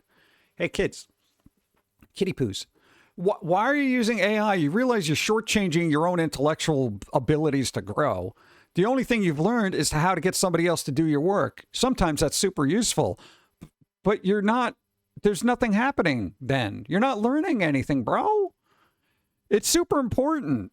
All right, chances are I probably would have done this, back in the day if I was school, if it was actually, But there is a fine line where even if it's like, others have learned to prompt AI to make grammatical errors.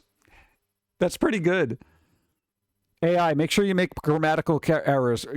Type out my report as if I'm 12. That's pretty good. They prompted grammar errors to write at their... No, I'll give them credit for that then. That's another level of chess. You know what I'm saying? It's like you could just turn in a really good player with perfect grammar or whatever, but you're like, you know what? I'm not that smart. So, hey, ChatGPT, write this report for me. Make sure you have grammatical errors because, I don't want to make it obvious that I'm smart. Hey? Learn to prompt grammatical errors right in their grade level or even their master level by asking for a C paper based on the rubric. Clever. And I give them credit for their ingenuity, as do I, but not useful for teaching writing. No, it's not. But I don't think people are going to know how to write, honestly, in the future. This year, I switched to pen and paper for all writing. I don't have to play AI detective anymore. Students have come around and appreciate the time off the screens. I actually spend less time grading papers now, and I enjoy teaching much more. You have to pay a lot to get them back at Chromebook. What? You have to pay a lot to get them back on the Chromebooks in class. That is a good thing. Here's the thing. This is a very good example. Is a lot of places are trying to remove the tech from the schools because they realize that the grades are just going down. Like nobody's learning anything because they're always on the screen. Most people are going to just be like, yo, pen and paper. If you do an assignment, it's got to be done by hand, right? And people are probably freaking out because here's the thing. They could probably get ChatGPT to write up something and they could just recopy it unless they got to do it in school, you know? So that is the other way around it. But if you get them to do the work in school, like, all right, you're doing your report in school. We're going to go to the library and you're going to look up in books. That's a good way around it, you know? So it is kind of weird because I'm all for tech and making things easier for people, but there is a fine line between using it for research and then just saying, okay, give me all the information you have and then write it for me. The thing is that the thing is to get the information, process it, and then figure out. That's the thing. It's not even learning about facts or anything like that. It's learning the ability to process the information you got, transforming that into a coherent paper for somebody. And that goes a long way later in life because it's important. It really is. It's a developmental skill that is essential to just existing. If you're getting ChatGPT to do all that stuff for you, then you're not absorbing the information or anything like that. You basically just typed in a prompt, you know, and anyone can do that at this point. So it is dicey. It's tricky, but you know, going back to pen and paper, you know, simple solutions. What's up? Ed Clown, hi, what's up? Whatever happened to Cliff Notes? Oh, I'm sure they still make them. I don't know if they sell them. There's probably just a little website. I'll say, tired of AI in the educational settings. Yep. Middle schoolers in my school hate AI. Oh, yeah, do they? Oh, Sad is the world. But I have cavorting scarf.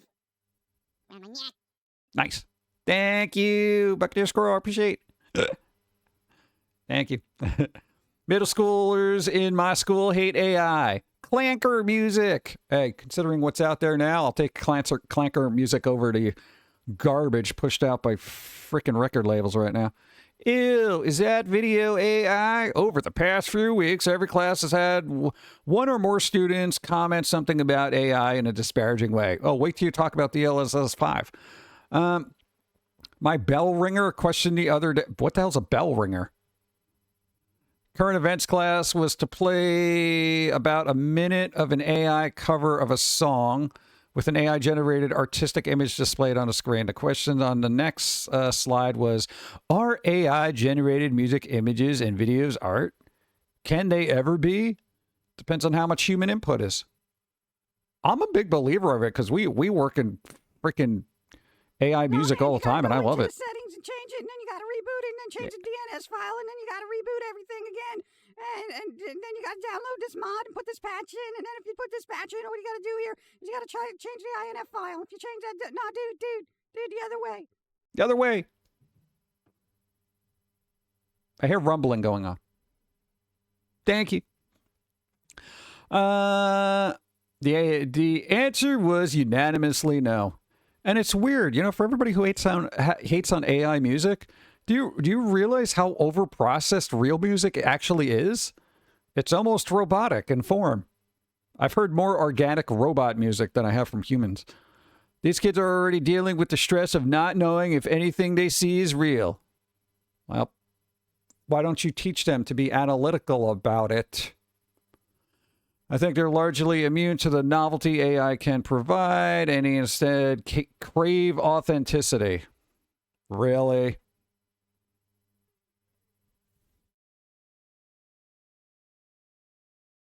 There you go. Thank you. Some of them occasionally use it on writing assignments. Occasionally use it on writing assignments? Nah. But after hammering it into them that they are not good enough writers to get away with using AI, it seems many of them see AI as almost a trap. Maybe it's a middle school thing. No, here's the thing. Hey, Teach. Everybody thinks it's cool to hate on AI now. Middle school? They think they're cool. So they're going to hate on whatever is cool to hate on. Okay?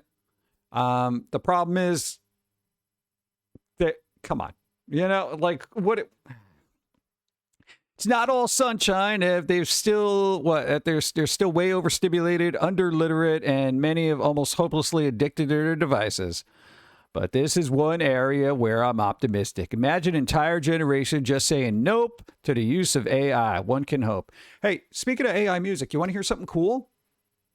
Listen, here's where AI can be great. And I would love to do this if I have the money, but I don't. Person was making AI music, right? They made a Japanese pop metal band, and I freaking forget the name, and I'm angry about that, right? Got a bunch of, what do you call it? Plays on Spotify, a lot of followers. People love the music and stuff like that. They made this whole AI band and everything. And then people found out it's AI. Oh my God. You know what the bro did? He hired human beings to play those songs. And people actually go watch this band. There's some Japanese band. And I'm like, that's the way to do it, bro. I would love to do that. You know, get a band together, go out there and play these songs that I wrote, you know? That's amazing. Teach about all the, gatekeeping in the industry that you should, soon be singing a different tune. Not going to complain about a tool that lets me do everything I couldn't before. Well, you know how everybody is. It's AI is the thing to hate now. So whether it's implemented by Nvidia or whatever, it's just the thing to hate. You know, people like to be in a group and hate on something. That's just the way it is. Yeah. Evil Queen, hi, what's up? That's when you use AI as an entry point and pay people the money made from it. There you go. I don't know. It's kind of interesting though that there are people who are just like meh, but I feel like a lot of people in the future are not going to be able to survive without it. I mean, I'll be fine because, you know, my brain is developed, but I don't know about everybody else. So, how did the person talking is the person learning nonsense begin? I've never heard that in my entire life. Is that a new phrase in the teaching colloquialisms? People say it's forest for the trees. Yeah. Somehow we've gotten to this place where admin are looking for lots of student talk. What? Why would I want student talk? It's just the ones disrupting the class. I get the general idea behind it and justifying it with the phrase about whoever is talking is who is learning. No, that's not the case. That's very rarely the case. No, the person listening is the one learning for the most part, unless they're doing verbal problem solving. Something that would be considered bass awkward. Really? Just say S backwards. In education over 10 years ago. Direct instruction has worked forever. I'm not saying it's the only thing that should happen in the classroom, but teachers have all the knowledge to give to students, so who can't just have nonstop, exploratory learning by students who don't want to be there? Yeah, you just all sit in a circle and talk about stuff? What the hell? Evaluation is always fine. My recent language is getting prepped into them, but it's very difficult. High school, I posted the other day that I don't care. I just lost interest. Hilarious parent emails. Most absurd want to bang my head on the table email you have ever received from a parent. Been getting tons of emails from parents lately that leave me speechless. Need to know you're not alone. Oh, geez. Are they alone? Oh, ads are happening? Damn it. A parent once accused me at CCD's admin of not allowing her son's IEP because I put in 0 for an assignment he never turned in. According to her son's IEP. What's an IEP? He gets extended time in the form of 2 days. This particular assignment has been due like 3 months before. What's an IEP? What's an IEP? IEP? I got one of those, but the kid was found blatantly using AI. Not a single student around here has anything on their IEP. What the hell's an IEP? Individual education plan. Individual education plan. Hold up. Are kids getting individualized education? Like, okay, Bill, this is what you do. Jeff, this is your thing. Amy, this is your thing. For those that need help, yes. Wow, I've never heard of that in my entire life. Here's the thing about the individual education plan. That should be a separate class. Here's the thing. Everybody learns at a different pace. I get that. But if you are an individual that needs an individualized plan, then you should probably not be in a generalized class. Because a generalized class is all working on the same cylinders. You might be a little faster or a little slower. Okay, go off into your lane. We really got to start splitting up the mental speed of people into literal lanes. You got your fast lane, you got your slow lane, you got your passing lane. You know? If we could do that, the people that will excel. The people who are learning at a normal rate will learn at a normal rate. And the people who are a little slow, they'll get there eventually. You know? Why not? I feel like it's a simple education overhaul that we could all do. You can't lump everybody into the same class because that's how you have accidents. You know? It's like driving. Whatever. Individual education plan for students with learning disabilities. Yeah, but that should be a different class altogether. It really should. They were autistic, but mostly was okay. Normal classroom, just couldn't deal with them. Students got loud. My friend's daughter is on AIUP because she has hearing problems from birth. All right, so yeah, but then they cannot process the lessons a particular way. So then it's like, wouldn't they be in a different class? Like, that just makes sense to me. And it doesn't make them better or worse. It's just they're going to have to learn a different way. But I feel like that would hold up a regular generalized class, you know? I know, we were more visual learners, and nobody said visual shit to us. They were just like, learn this or shut the fuck up, you know? Nobody helped out individual at all. And I know it's a bit ago, so times change and all that other stuff. I think it depends on the school system. I don't know. It's kind of, I'm astounded that anyone would even pay attention individually. It would just be a lot easier to split it up into, you know, classes that need individualized attention, regular classes, and then those that are doing above normal, you know? God, just think of how much it would help those that are gifted if they could just get out of the, you know, just the sludge, so to speak, of, say, a regular class by comparison. And then same thing with the other group. It would be like, you know, if they're not, like, why mix everything together? That's crazy to me. Oh, God. The separate classrooms, but not in general classrooms, only shared lunch and study hall with mainstream students. Maybe that works. She is a top player of golf. She plays the violin. She just struggles in school because she can't hear the teacher well. Wait, they can't hear, but they play violin? What are they, Beethoven? Holy crap. That's amazing. Oh, maybe they could feel the vibrations? Huh.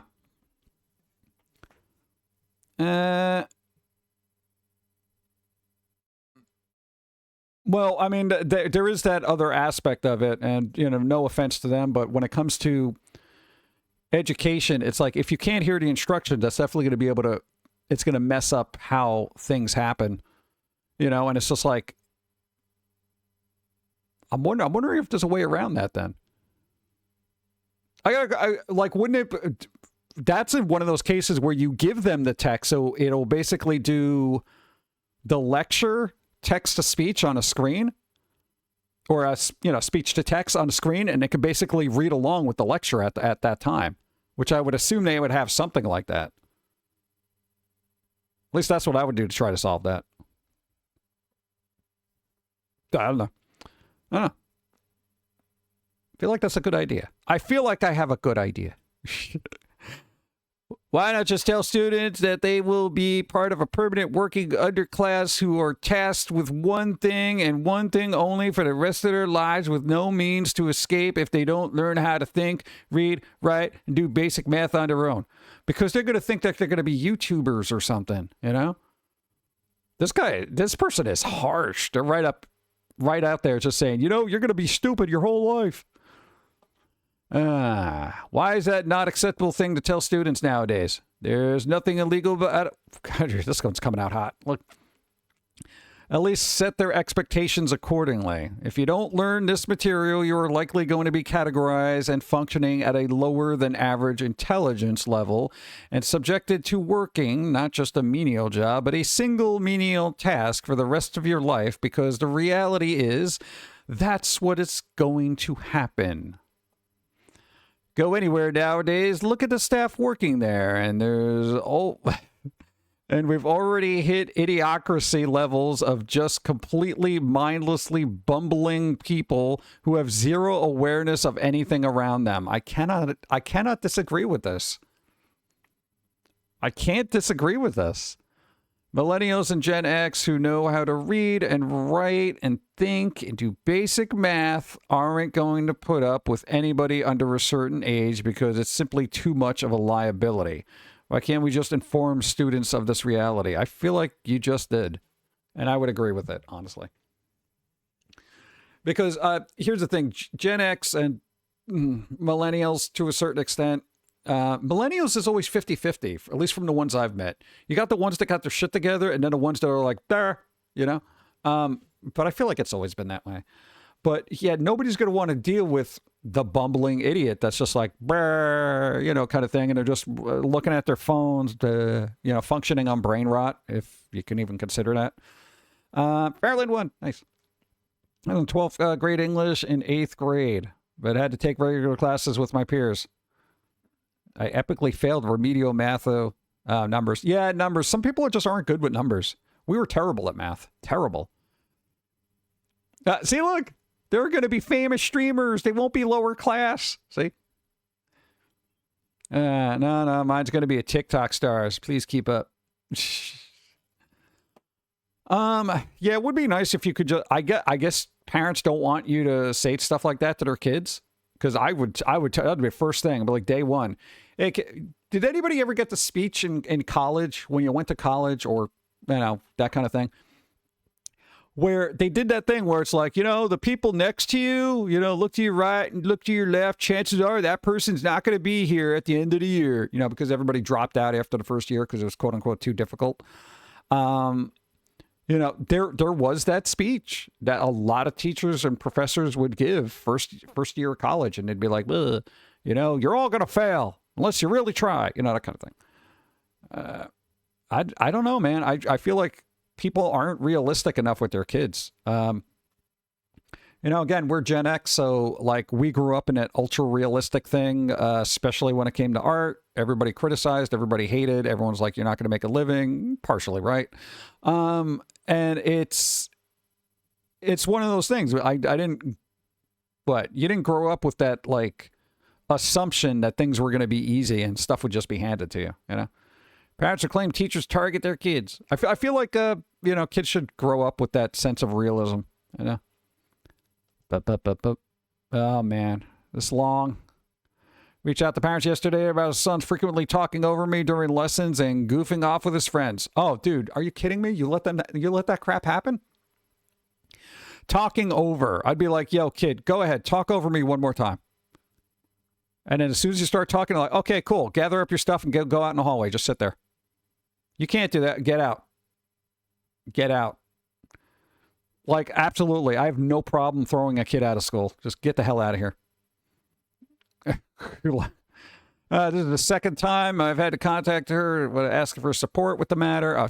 Parents don't want to help. That's a problem. Oh, God, it's so frustrating.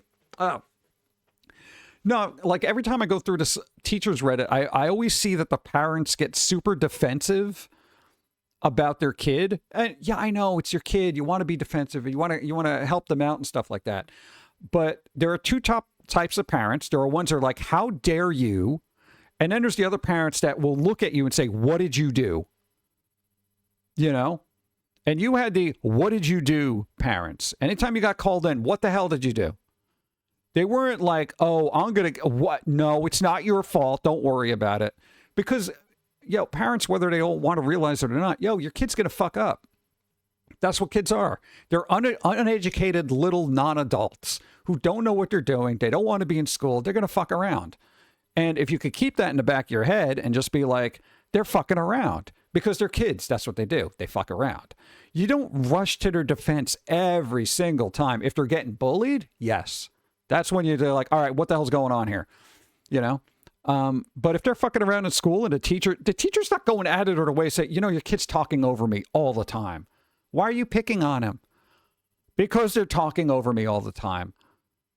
That kind of thing. It'd be like, well, you know what?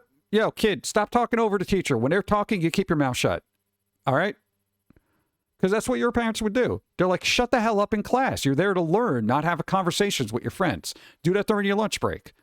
I don't know why this is so difficult for parents.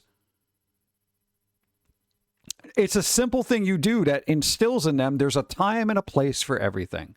And then maybe we wouldn't have to have rules on airplanes that people can't listen to their phones without earphones in or AirPods. We had to put these rules in place because people were so obnoxious because nobody had a concept of time or place. Whatever. Mid-match, how are you? I'm doing all right. I don't know. We all got to get on the same page somehow. And it's just every time I go through this teacher things, I get a bleaker and bleaker look. Elementary teachers, what's homework look like to you? Looks like a bunch of words I got to correct. I just walked out. What trouble might I get in? I'll talk to my union rep later. You just walked out, huh? That fed up. We'll find out why.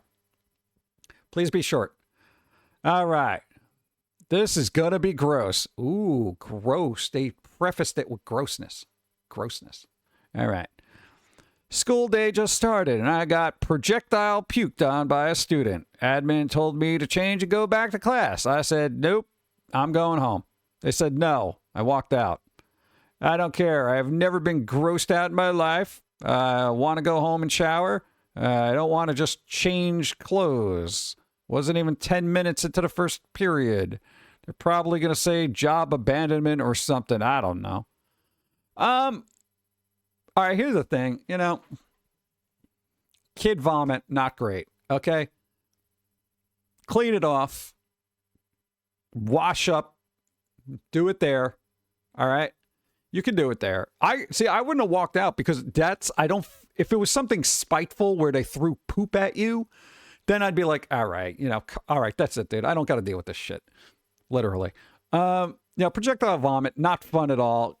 Go clean yourself off. Get back to class and walk in, make a joke. Be like, all right, look, is anybody else going to throw up before I put this tie back on? Because I only got so many ties. Okay. You know how difficult it is to get vomit out of a tie? All right, guys, anybody's feeling sick? You a little under the weather? You okay? Can I put this tie on? All right. No vomiting on me. Okay. Let's go. Put the tie on. Make a joke about it. It takes a lot to gross me out, and it's got to be a lot. Like I can't even think of something that's like, oh God, And we grew up with animals, so it's like, anytime there was cat vomit or something, we would just clean it up. So we're not skeeved out by that. I'm not skeeved out by weird little hairs in my food or anything like that. Nothing bothers me really. So I don't know. I think I would have a sense of humor about it, but I don't think I would just go home. I don't.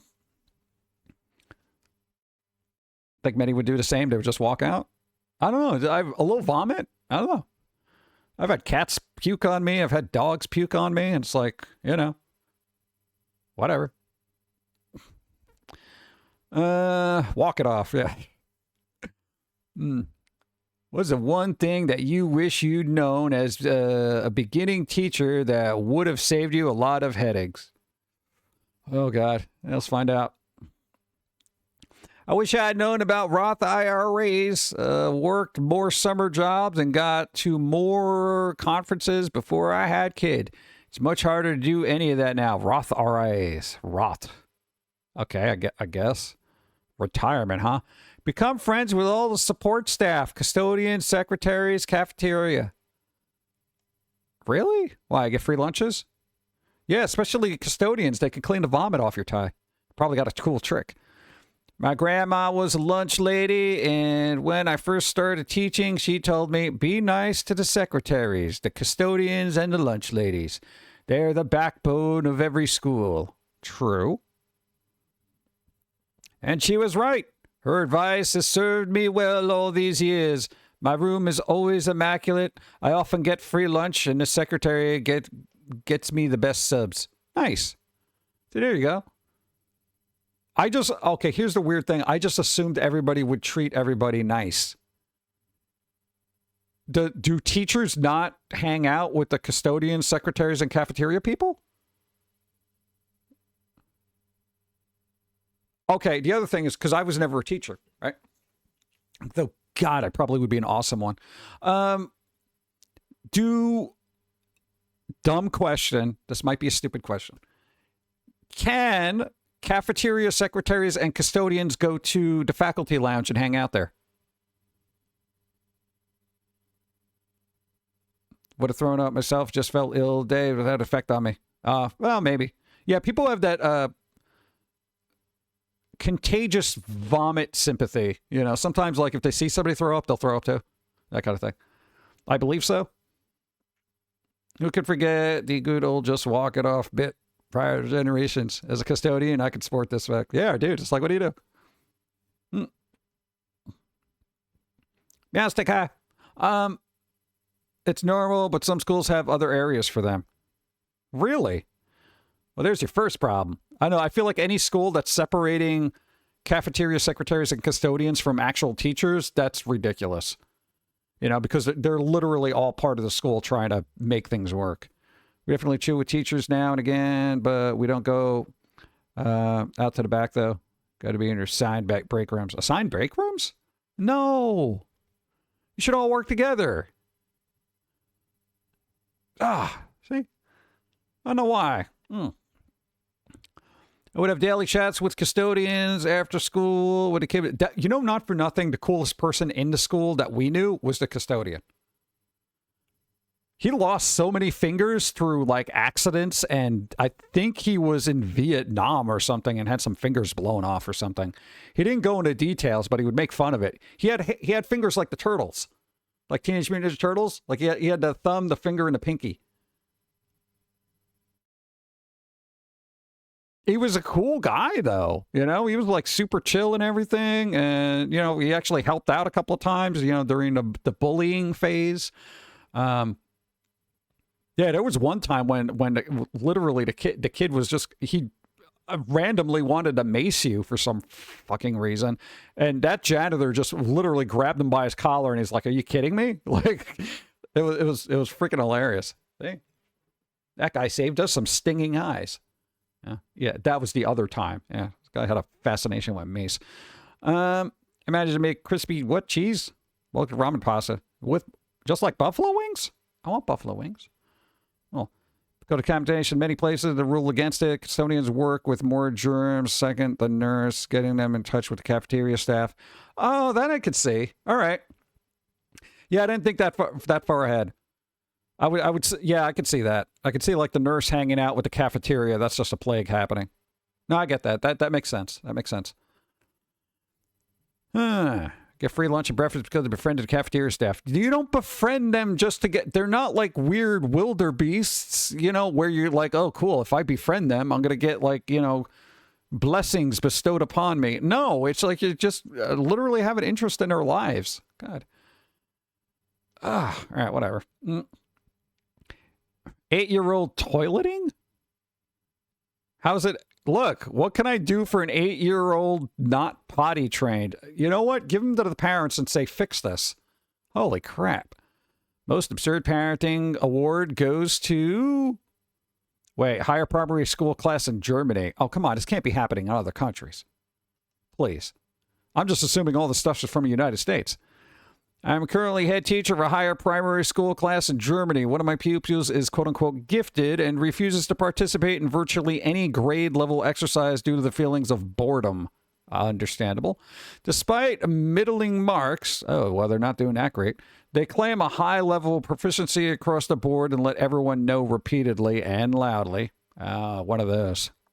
Okay. Whenever possible, I try to incorporate, I try to incorporate more challenging units to break up the mandatory grammar and math curriculum. There is a childish news program here, which we watch, read articles from regularly, since it's a great way to broach more complex and mature topical matters in an age-appropriate, politically neutral manner. Wow, politically neutral at a school? That's amazing. Sign me up. I prepared a segment on the French-German Day of Friendship at the end of January in a small system. Okay, whatever. And have now been informed that the mother of said pupil was very upset by the article since she didn't want her primary age child learning about France, the country.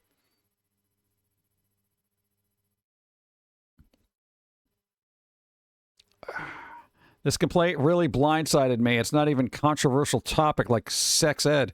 It leaves me genuinely speechless. France as a whole? Okay, this is, I'm giving you that award. That is a rightfully, oh my God. Dude, I don't want my child learning about France. Well, I guess they don't get any baguettes or pastries now. Also, make sure anytime they go out on a date, no French kissing for them. Like, are they freaking kidding me? What psychopath says, I don't want my kid learning about France? What?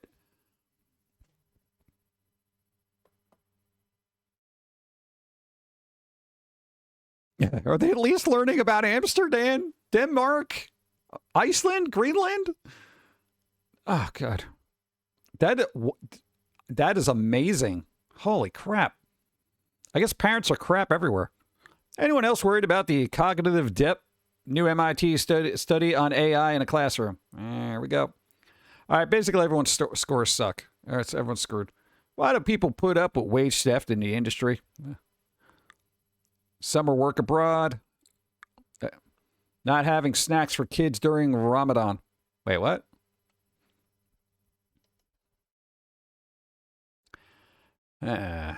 I'm a 5th grade teacher and could use some perspective. I have students who are observing Ramadan, and our school policy says we can't deny students access to breakfast or lunch. Breakfast and lunch are free every day.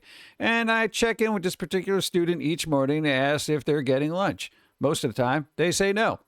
I don't regularly keep snacks in my classroom because it can get expensive. Occasionally, I have small leftover items from class parties, like individual bags of chips. But that's not consistent. The student frequently asks me for a snack during the day, and then and when I can't provide them, they get upset because they haven't eaten. I'm trying to be respectful and supportive, but I'm also unsure where my responsibility begins to end. Since food is available at the school and students choosing to fast, is it my... No, it's not your responsibility. Don't get involved. Absolutely not. Okay, here's the thing. The Ramadan thing, what is that? You skip lunch? I forget what that is. Whatever it is. Yeah, if they're not supposed to eat, I would say double check with the parents and be like, look, they kind of want a snack during the day because they're really hungry. What do I do here? You know? You can't eat from sun up to sundown. So basically, if you wake up early enough, you could have a huge breakfast and then a huge dinner. Correct? Okay, so you're not eating during daylight? That's what I do. I can only eat from sunset to sunrise. Is this kid a vampire? I'll be the first one to say I'm ignorant about the whole Ramadan thing because that's not my thing. It's not my religion kind of thing. Wait, so kids, pregnant women, disabled folks do not have to fast. Oh, then, have a snack. Yeah, I guess this is my holiday. What? I was celebrating Ramadan and I don't even notice every day. Good. I didn't know that was a thing. I thought it was like fasting for like a couple of days or something. Like, I don't know, sunset, sunrise. When the night falls, you shall feast, but when the sun rises, you shan't. Like a vampire, Dad? Shut up, you're not a vampire. Oh, it's for a month? So like a vampire. Oh, God. Let's see. You can't eat or drink during the morning. You have to wait until sunset and start, call the prayer. Okay. Wait, you can't drink, though? Yo, no, that's bad for, you're going to dehydrate, right? No drinks? Not even water? You got to stay hydrated. Oh, my God. That's crazy. It was like the vampire, young Dracula. He only partakes in some vampire behaviors. Well, yeah, unless somebody really ticks me off. I didn't know that. I just assumed they could have a little bit of water. Yeah. If the person gets sick, they are allowed to drink. If they get sick, so basically don't eat, screw up your immune system, but if you get a cold, you're okay. There's a lot of rules there.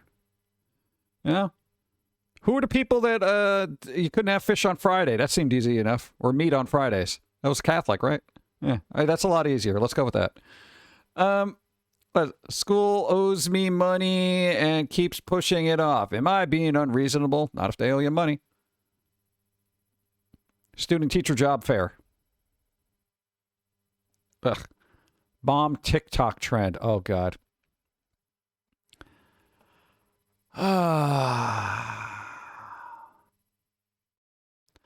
I feel like this will be the thing that just makes me taste my own bile. Have you seen the TikTok trend of moms making a big show of grabbing all their things to pick up their teenager who hates third period and wants Chick-fil-A? No. And all the comments are just people going, yes, queen, take care of your princess. Oh my God, girl, same. My mom used to do that for me. So me, girl. Oh my God. The comments alone just reek of the unintelligible dreck that we are all being bogged down in. Like, this is what we're up against. Can't even blame the kids. Okay, here's the thing. If I was a kid, I would love to have a parent take me out of school to get me Chick-fil-A. Okay?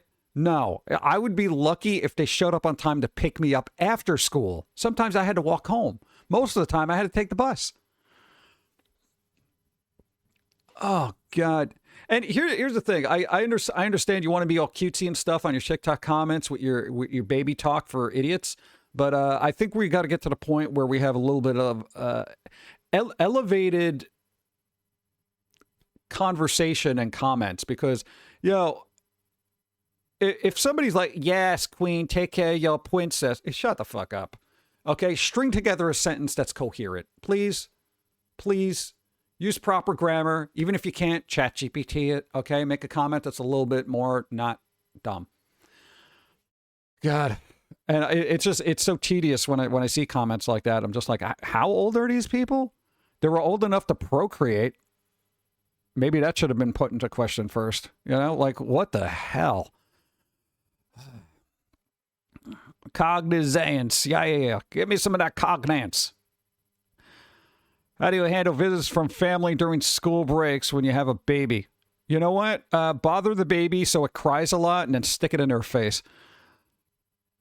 Kids being asked to write support our troops letter. Well, I guess they should opt in, right? But I feel like it would be, and I know this is gonna skim the politics things. Other staff are asking kids to support our troops or write letters to active duty members. They're explaining their specific role in active conflict and feel the support of troops is being pushed onto kids that have come tactic support of the troops action, blah, blah, blah. The problem beyond the POVs. What are you teaching them and why? Wondering if you know what you should be teaching them. Okay. Here's the thing. Because I'm a big believer in troops getting some kind of recognition, whether you agree with them being sent to a particular place, what they got to do, that kind of thing, that's irrelevant, okay? The fact is they are people that are going out there basically getting shot at, so we don't have to, okay? I feel that way about soldiers and cops, okay? I know a lot of people don't like cops, but watch a show where you see what they deal with on a daily basis, all right? The other thing, maybe if you're going to do this support our troops kind of thing, maybe explain what the troops do and why their role in the country is super important. So maybe the kids who actually write these things out, you can say, well, do you want to support this? Do you actually want to write a letter to them? You know, but at least give them some kind of gravity of the situation sort of lesson about why they are important. And then maybe they'll be like, oh, damn. Yeah, maybe we should support them because you know what? The last thing I want to do is have people invading our country. And then who am I going to have to rely on? Soldiers and cops. Yeah. Like, Bear? I don't know, man. Like, here's the thing. And, you know, our school wasn't very minded for the world events or stuff like that. We had a couple of teachers that were biased either way as politics went. But they had a very general consensus, like, you know, dude, soldiers go through a lot of crap. And, you know, you're a little kid. You think, you know, you might grow up with like little army people or G.I. Joes or whatever generation you're from. You know, and that's your knowledge from it. And, but, you know, I really don't think a lot of kids understand the crap that they got to go through, especially when they come home. You got people with PTSD, people who can't function properly. They lose limbs and all this other BS. Plus, then they get thrown back in a system where they have to readjust. And then chances are, you know, they're not being supported by the very government that send them out to do stuff after they've gotten their legs blown off, you know? Like, they're very underappreciated, and there should be more importance on that, you know, like more info put out. Whether you're for or against whatever happens within that, it's regardless. They are human beings, you know. Teach them about it and then tell them to support it if they feel like they should. But there is a very, I want to say, uneducated and unrespectful perspective that gets pushed out for stuff like that. Yeah. And it's not like, hey, here's the thing. Not like everybody in our family was like military people, but we did have a couple. So it's like, you know, and some of them went through a lot of crap. Some of them, they were like, no, it was all right. You know, some worked on planes. Some of them got shot at. Some of them, you know, it's like, it was really, I think one of them did paperwork. They're like, it wasn't bad for me. I just had to push paper. I'm like, really? They're like, yeah, I didn't know. None of that. I would say make it personal and make sure that, no, it's not what I love. Yeah, it's kind of like,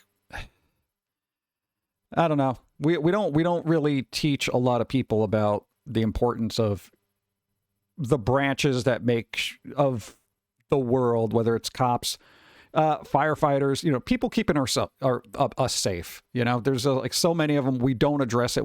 They're there doing their thing, whatever, you know. And I figure between soldiers, firefighters, cops, nurses, first responders, all that stuff, cops always get the short end of the stick because everyone thinks they're being hassled by them. But I've said this before, cops are essentially urban soldiers, as it were, you know, like they got to deal with, God, I don't want to say the enemy within kind of crap because that's a whole other thing. They got to deal with the stupids within, and they got to do that daily, you know. So it's a different thing, but if they weren't around, people would fucking notice, you know. So never take it for granted. You know, always be cool with them, especially cops, because you're probably going to run into a cop before you run into a soldier. So, you know, dude, just they got hard lives just all around. Yeah. Be cool, bro. I don't know. Not that this person is even going to watch this, but that would be my comment, is just be like, yo, maybe teach them about what they do, and then they can support if they want. But I guarantee you the parents get involved in this, and you can't look at this. If parents get involved in this, you know it's going to turn into a whole world events issue. Well, I don't think my kid should be supporting what they're doing. And that's not the case. It's the job is brutal, and kids should have an understanding of that. And then whether they agree with what they do or not, just appreciate the fact that they do it, you know? But that kind of takes a lot of, I guess, cohesive, unemotional thinking, you know, that a lot of parents do not have. Parent claiming discrimination. Oh, man. Admin hosted a green party today to celebrate all students who made it green. Define green. We're talking St. Patrick's? Or made significant gains on our district mandate assessments. That sounds so corporate. I'm here thinking this is a great way to recognize students' hard work and hopefully motivate other students as well. Oh, God, there's a ...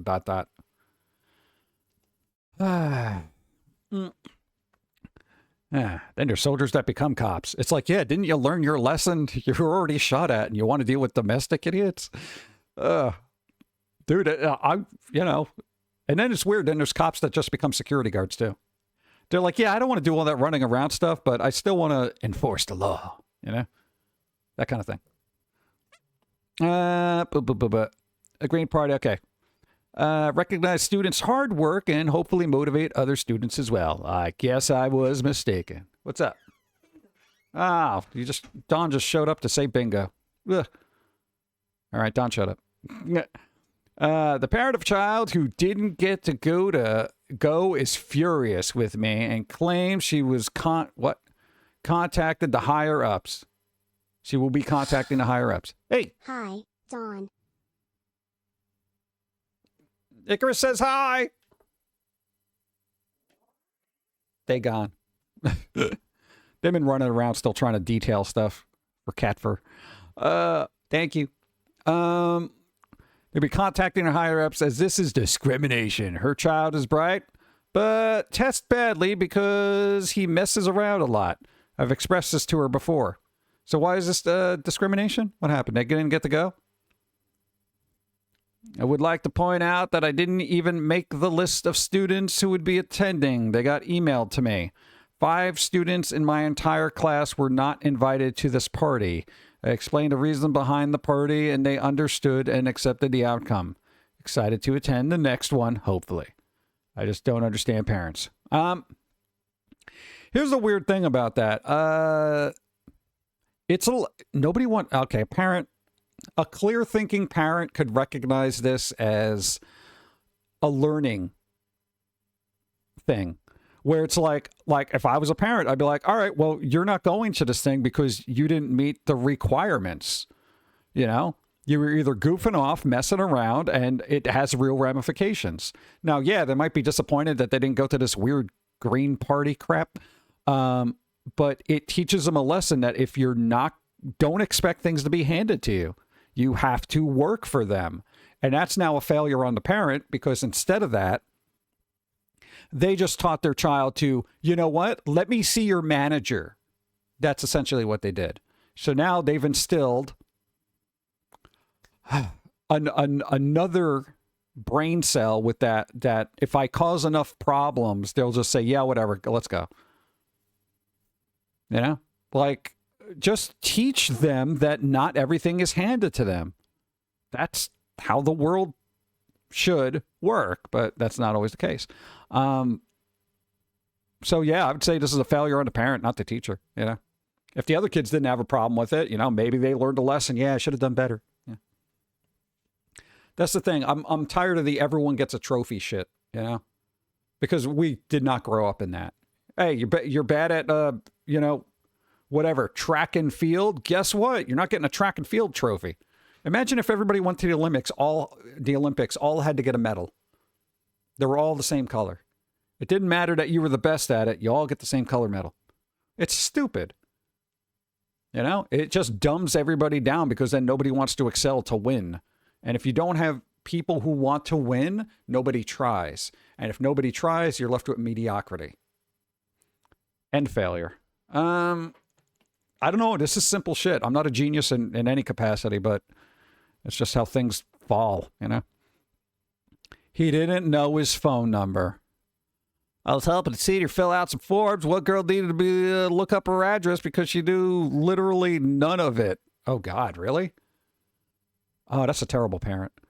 Not the first time that's happened. Then a boy told me he didn't know his phone number, and he asked me to look it up. Yo. Hey, if you're a parent, the first thing you teach your kids is your number and their address. And if you're in trouble, get a cop. Like, that's the thing. You go to a cop. My name is blah, blah, blah. I live at blah, blah, blah. And this is the phone number of my mom. What? How did our kids not get kidnapped, right? Like, I don't know, man. Ugh. It can't be this bad everywhere, right? Oh, jeez. Oh, my God. All right, it's broken up. I could probably read this. I am a fourth-year teacher. I do like my job and focus on the positives. However, the behavior and apathy I see on a daily basis makes it very difficult to have any hope for the future education of society in general. Well, we lived through the 90s, and there was a lot of apathy, and behavior was questionable. Just today, 3 students point blank refused to participate in fill in the blank notes. They had to write 13 words total. Okay, well, 13 words. You can't write 13 words? That's fine, because I'm only going to have to give you one letter. And that letter, guess what it's going to be? Going to be an F. Because you failed. Because you can't write out 13 words. Sounds absurd, but you are a failure. That's what I would do. I would do the song and dance right in front of everybody. Hey, rest of the class, these 3 kids over here, none of them wanted to write out 13 words. 13 words, lucky 13. Not for you, because you get an F. Fail, fail, fail. All 3 of you. Failure. All of you. You're garbage. That's my perspective. A student refused to give up his phone and actively chose to be escorted out of the class by an AP after calling me a few choice words.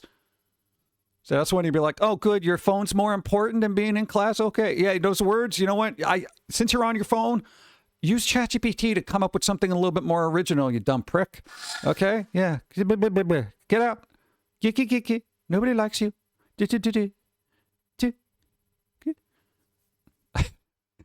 Yeah, I would be obnoxious. Let's see. Another teacher student refused to move seats after being told repeatedly to sit in their assigned seat. They all were written up. Written up.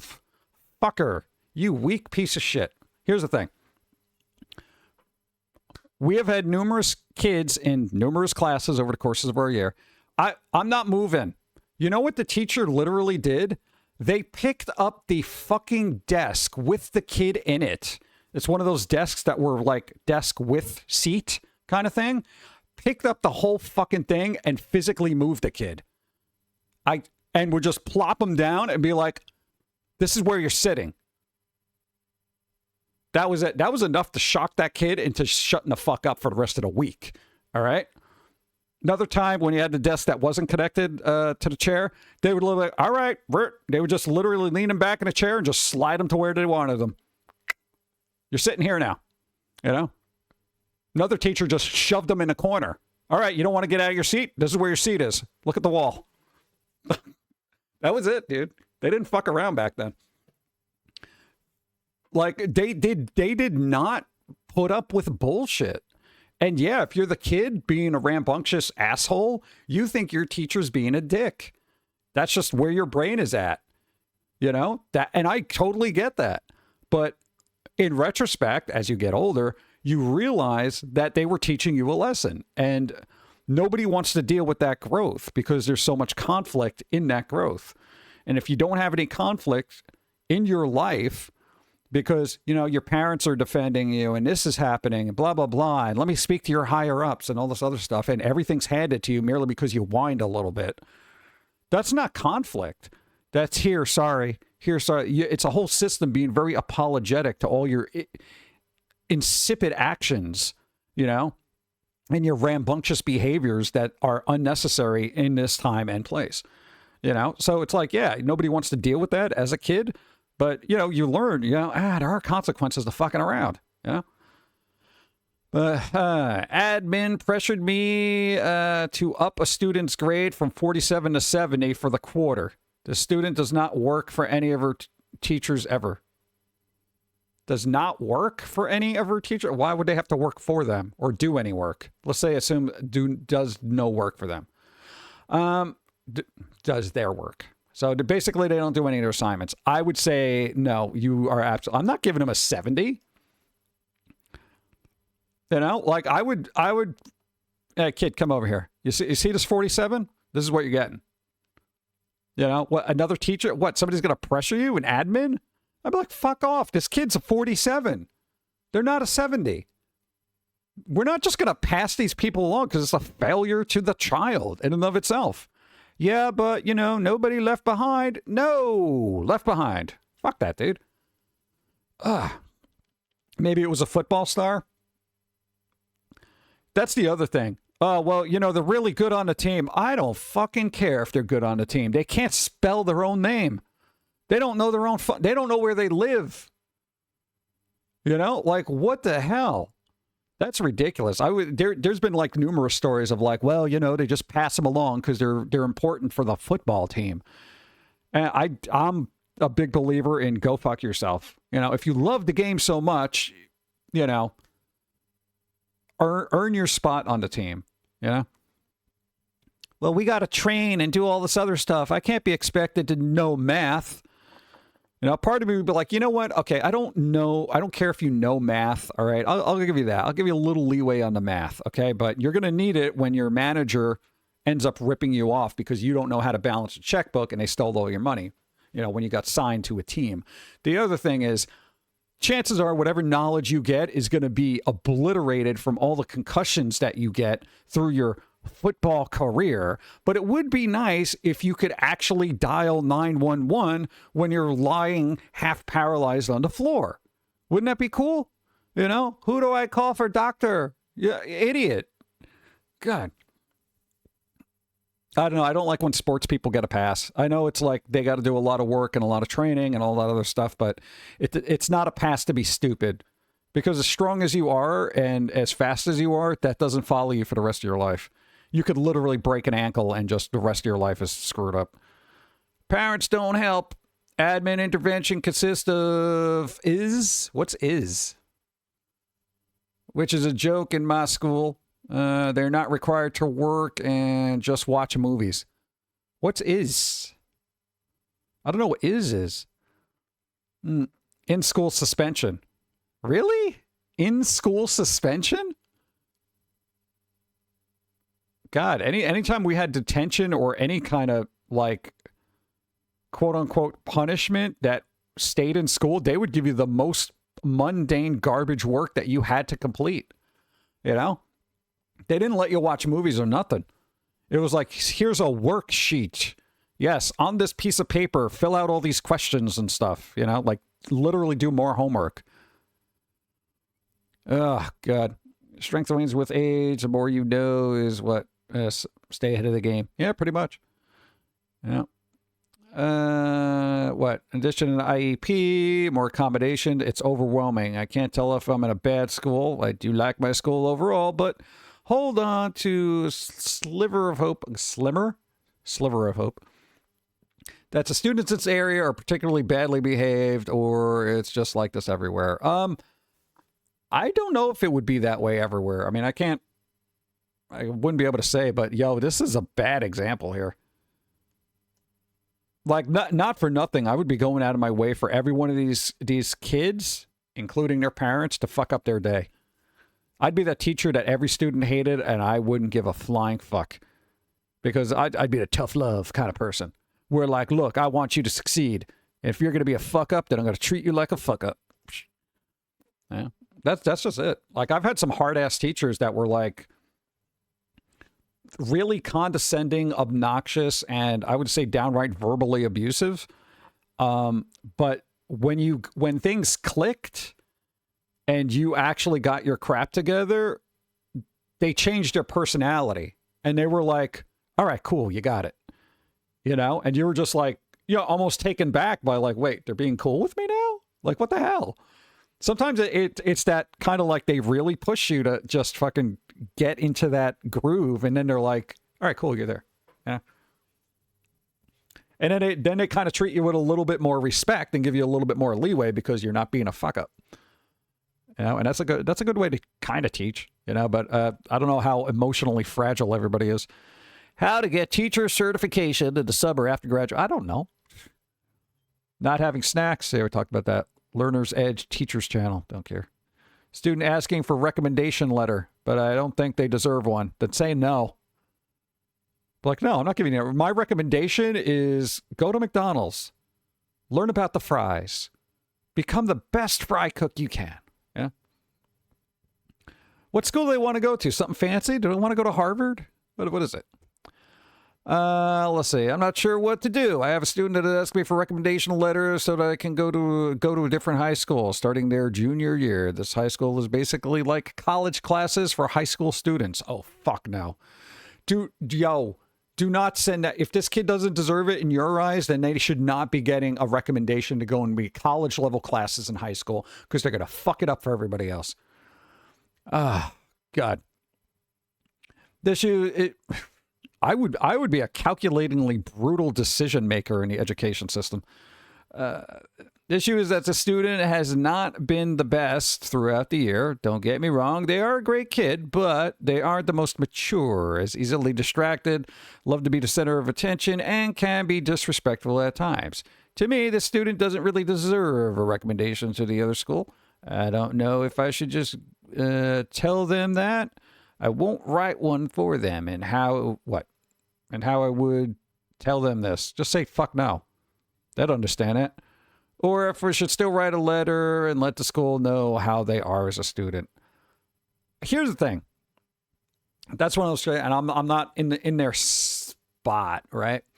So I would say if they are obnoxious to the point of like, you don't really want to write a recommendation letter, but they are a good kid, I would definitely amend it and be like, all right, kid, look, I can write you a recommendation, but here are the problems I have with you, okay?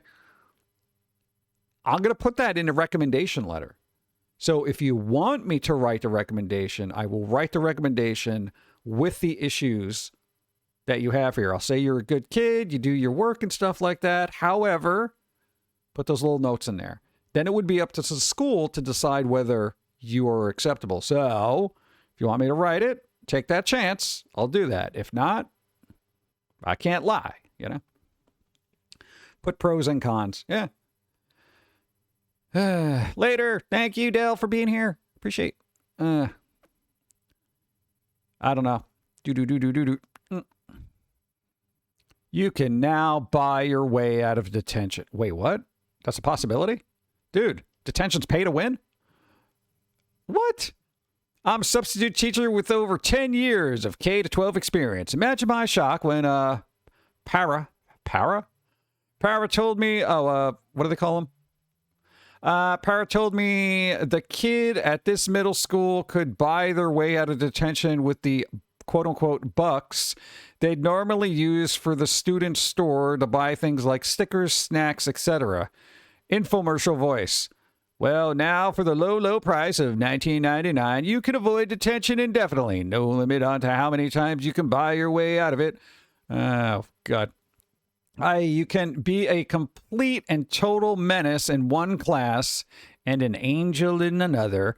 Earn your bucks and then buy your way out of detention as much as you want. Ironically, this is a good lesson for children because it means you can lie and cheat all you want. As long as you have enough money, you don't have to go to jail. They're going to be a great politician. Oh, my God.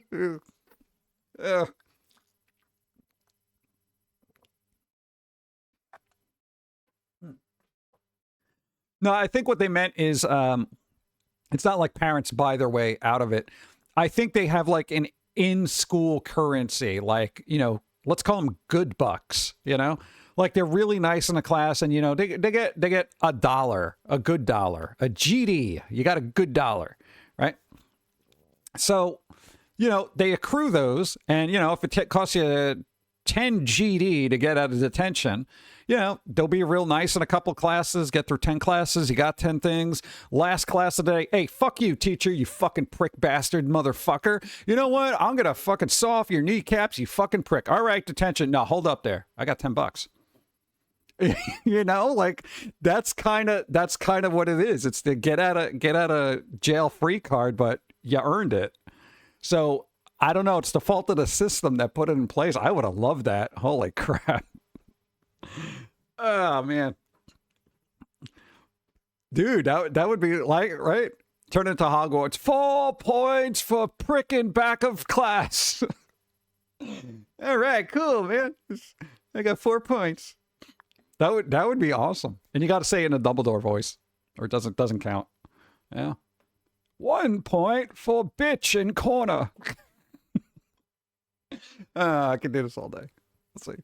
But yeah, so it is what it is. You know, let me snooze the ad because I don't want to deal with that. And I'm going to be wrapping up after 4 hours here. Oh, God. It's almost 9 o'clock. I guess they're not showing up today, huh? Okay. Yeah, so that's kind of funny, though. Like, I kind of wish they had that kind of thing where you can earn your way out of prison. My student with Tourette's makes me want to cry. What, like, haha? Or Tourette's can be fun. I saw an award show recently. Oh, my God. Every once in a while, they snicker, but for the most part, we all just kind of sit there and stare at each other. Wait, okay, what does he do? A lot of swearing or what? There's a lot of words here. You got to break this up. The eye doesn't like this wall of text, but it is swearing. Yeah, I'll skip that. Elementary teachers, what's your homework look like for you? What? Hampton, Virginia secondary schools? Oh, okay. The layoffs are happening. What's up with chronic absenteeism? Absenteeism, that's my religion. Let's see. It's my first year, and I'm wondering if I should be concerned that roughly 30% of my students have missed a minimum of 10% of school. Also, has anyone ever seen documentation on the attendance that is unnecessarily honest? What? Here's a few of the best ones I've seen. Doesn't want to come to school. Mom. Skiing. Personal day. Slept in. I didn't realize school was quote-unquote optional these days. Yeah, that's pretty good. Little, I don't know, think of a name. Little Maisie's skiing today. I guess he can't come to school. God, dude, you know, ooh, that frustrates the hell out of me. No, and then people wonder why is everyone so fucking stupid because nobody's in school because they're skiing, didn't feel like coming in, slept in. Personal day. Yo, yeah. There were times your nose was running, you were coughing up phlegm, you could be bleeding out your eyes, and they'd be like, are you sure you're sick? And if you grew up in a certain era, you know your parents would just be like, yeah, you're going to school anyway. You didn't do that homework assignment, did you? No, I did it. I'm really sick, you know? And they'd be like, They'd bring you to school, and they would know you were really sick when they had to come pick you up at probably noon because you were basically puking your brains out. Yeah. And they're like, oh, all right, I guess you are sick. But they knew what kids were like. They did not want to go to school. What kid wants to go to school? Nobody. Yeah. We had a school nurse for a reason. Exactly. Yeah. But, I mean, I find it kind of ridiculous that there's all this weird, bizarre shit when you look in schools and stuff like that. And I'm like, this is what happened? This is what happened to schools? I got to tell you, okay, as a bit of a misfit and somebody with, I would say, decent critical thinking and logical thought with a, I would say, dare I say, manipulative nature if given the opportunity. My God, I would have the absolute run of the school. I would be a fucking menace in the current climate of just give them what they want so they don't complain. Does anybody realize how fucking detrimental that is? Because kids, whether you realize it or not, they can be manipulative. They can totally be manipulative, you know, and they could cause all sorts of problems merely by opening their mouth. And for them to realize that the system is in place to maybe not reward that, but accommodate their whims, like they don't feel like going to school today. That never flew. No, for the generation you grew up in, you never knew a parent or a fellow child at the time who had a parent that was like, you don't feel like going in? All right, stay home today. Nobody. Maybe if it was their birthday and they didn't want to go to school on their birthday. Maybe, right? But generally, dude, it was raining, snowing, 100-degree heat, you know, sub-zero temperatures. You're sick, whatever the hell it is, you're going to school. You know, we never had any of that weird accommodating sort of, you don't feel like it, blah, blah, blah. You know, nobody said, well, this test the test is bias. You know, I don't learn this way. No, it's like, this is the way we taught. This is the way you fucking learn. If you don't fucking learn, you fucking fail. That was it. You know, nobody was ever accommodating to the idiosyncrasies of anything. And I think one of the reasons you can actually fucking function to a certain extent within society is because people did not accommodate your bullshit. Like, yeah, he could be totally a bullshit person. He could be obnoxious. He could be like, I don't want to do it. He could throw a fucking tantrum as a kid if he wanted to. But you weren't raised that way. They were just like, you got to do this. This is your responsibility. Stop fucking around. You know, you were able to hold down a job. You didn't like your job. And if you didn't like your job, you were responsible enough to find another job before you quit that job. So you had money to do your other responsibilities. That's just how that shit was. People were raised. They did not accommodate any of that shit, that flightiness, that thing. Also, generally, people didn't think of the spectrum as something that needed to be medicated, honestly. So if you were on the spectrum, if you learned differently or something like that, they pressed you even harder because it was just like, you're not learning. And, you know, you'd get those kind of comments. What are you, stupid? You know, that kind of thing, which is kind of cruel and obnoxious because people then take it personally and they're like, I'm not stupid. All right, well, then fucking do the work. You know, so it wasn't a diagnosable thing. You know, he grew up in the age where the spectrum was like, that was it. That nobody cared. It wasn't a thing. Nobody knew it. Nobody addressed it. None of that.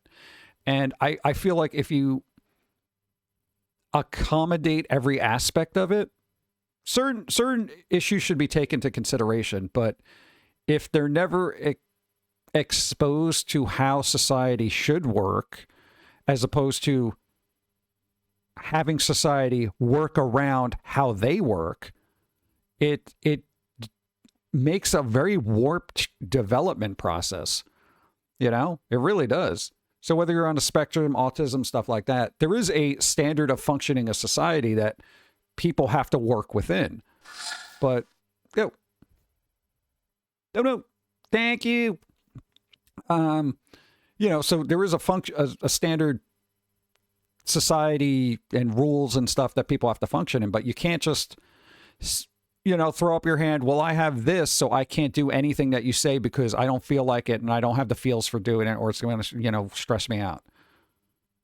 Like, I don't feel like that's right. And it would be cool if everybody could be accommodated, but that's not how a society moves forward in unison collectively, you know, because then it's like everybody's doing their own little thing, which is what we see on the internet. Our whole entire, you know, attention span, our pop culture and everything is completely fractured. Everybody's in their own little world and nobody wants to work together except the Amish. Yeah. Special ed to help me focus. Yeah. Now, if they miss out, they're going to Zoom from home. Back at the curve. Like, that's the thing. Like, if remote learning was around when you, quote unquote, were sick, they'd be like, good, you can just, you're sick, you can still learn. Sit through the lecture. Oh, God. Yeah. No. Everyone has to slow down to the slowest person's speed. No, absolutely not. Like, absolutely not. You know, and the thing is, if you're a slow driver, okay. If you're a slow driver and there's somebody speeding behind you, whether it's right or wrong, just picture this as education. If somebody is trying to move faster and you're holding up the line, what you should do, as the very least, is pull off to the side and let the people go. Let them go past you, you know? Because one, now you don't have the pressure at going at their pace. You're in your own lane and they get to move on, less aggravated and frustrated that they're behind somebody slower, you know? And that's fine. It literally does not make the kid an idiot. It doesn't. It's they learn at a different pace. But they still have to learn, you know? I've never even in my wildest dreams thought any school would be accommodating to somebody's, I don't feel like being in there today. Like, that's crazy to me. That is absolutely crazy. But we do have the clock ticking now. We got the clock ticking. Time keeps on ticking. So I will have to set up a raid before the ad starts rolling once more. Let's see who's on. We got hey, Cameron Corgi's on. We got who else is on? No, Mr. Lobo? It is Wednesday, right? Oh my God, is Mr. Lobo alive? Dude, what happened to Mr. Lobo? There's no Mr. Lobo.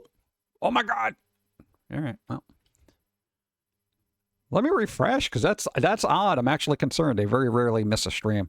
I know they were on yesterday doing a thing. I say, no, you got Mystery Science. Don't say it, blah, blah, blah. We ain't got nobody. Oh my God. Sadness and sorrow. Oh man. No, I don't even know what I'm going to do. No Wednesday. Why? That's what giving a kid homework from the textbook used to be. So if you miss class, then you still at least know the basic materials. Yeah. That's usually good. Overriding rule. What? Overriding rule of the roads when it comes to speed, move to traffic. Period. Doesn't that matter? What the sign says. Super icy. Everyone drives 5 miles an hour. That's now the speed. Read the English. What? Thanks for stream, Wolf Canis. Thanks for being here. Yeah, but we'll wrap it up. I think we're gonna. I don't know. We'll raid somebody. I know we still got a whole week ahead. We got to do car repair garbage, which isn't gonna be fun. Usual stuff, usual work. Dawn is gonna be on Friday. 5 o'clock, usual. I don't know. That's about it. Nightwing, hi. Thank you for the bits. I appreciate it. Thank you. 7 bits. Nice. Yay, car repair. Yeah, it's always good when you sit there and they're just shaking their head looking at your vehicle and you're like, geez. Every time they shake their head back and forth, it's like, you know, it's an extra $100. Oh God, not looking forward to this. Oh, and also the dentist. So we got all sorts of fun stuff to do. Oh God. There you go. Max Marvel, thanks for being here. Everybody, thanks for being here. Shadav, thank you for pressing buttons. And oh my God, let me check bingo. No, I got to do this quick before things happen.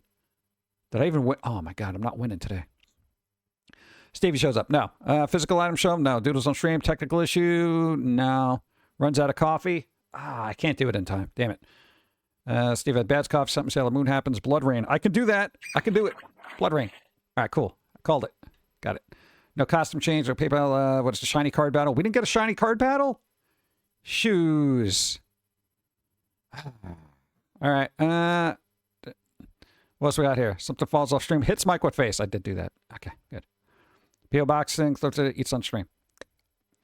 100 viewers. Didn't get there. Right. Oh my God, none of that happened.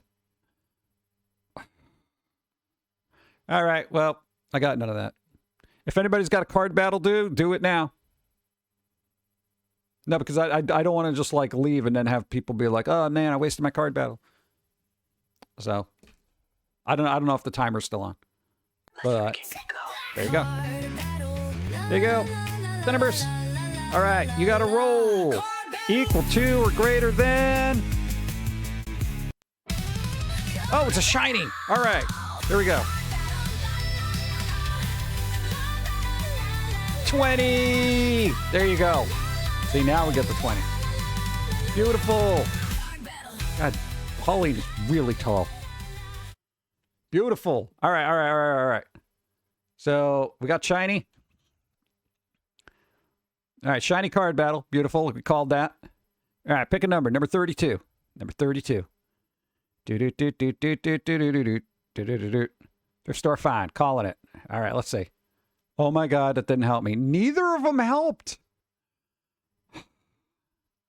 I have not won bingo. You know, like if this was a teacher's Reddit, they'd be like, you know, just give them bingo anyway. Because, you know, but no, I'm learning a lesson here that just because I'm here doesn't mean I get a prize. Okay. I don't get on the leaderboard. All right. I failed at randomly winning bingo. Now, I'm not good at, you know, the RNG gods are not helping me today. I've learned my lesson. It's okay. Ad break in a minute. All right, everyone get the hell out of here. Everybody, thanks for helping out, doing the things that you do and all that other stuff. We're going to just raid whoever the hell we can almost immediately.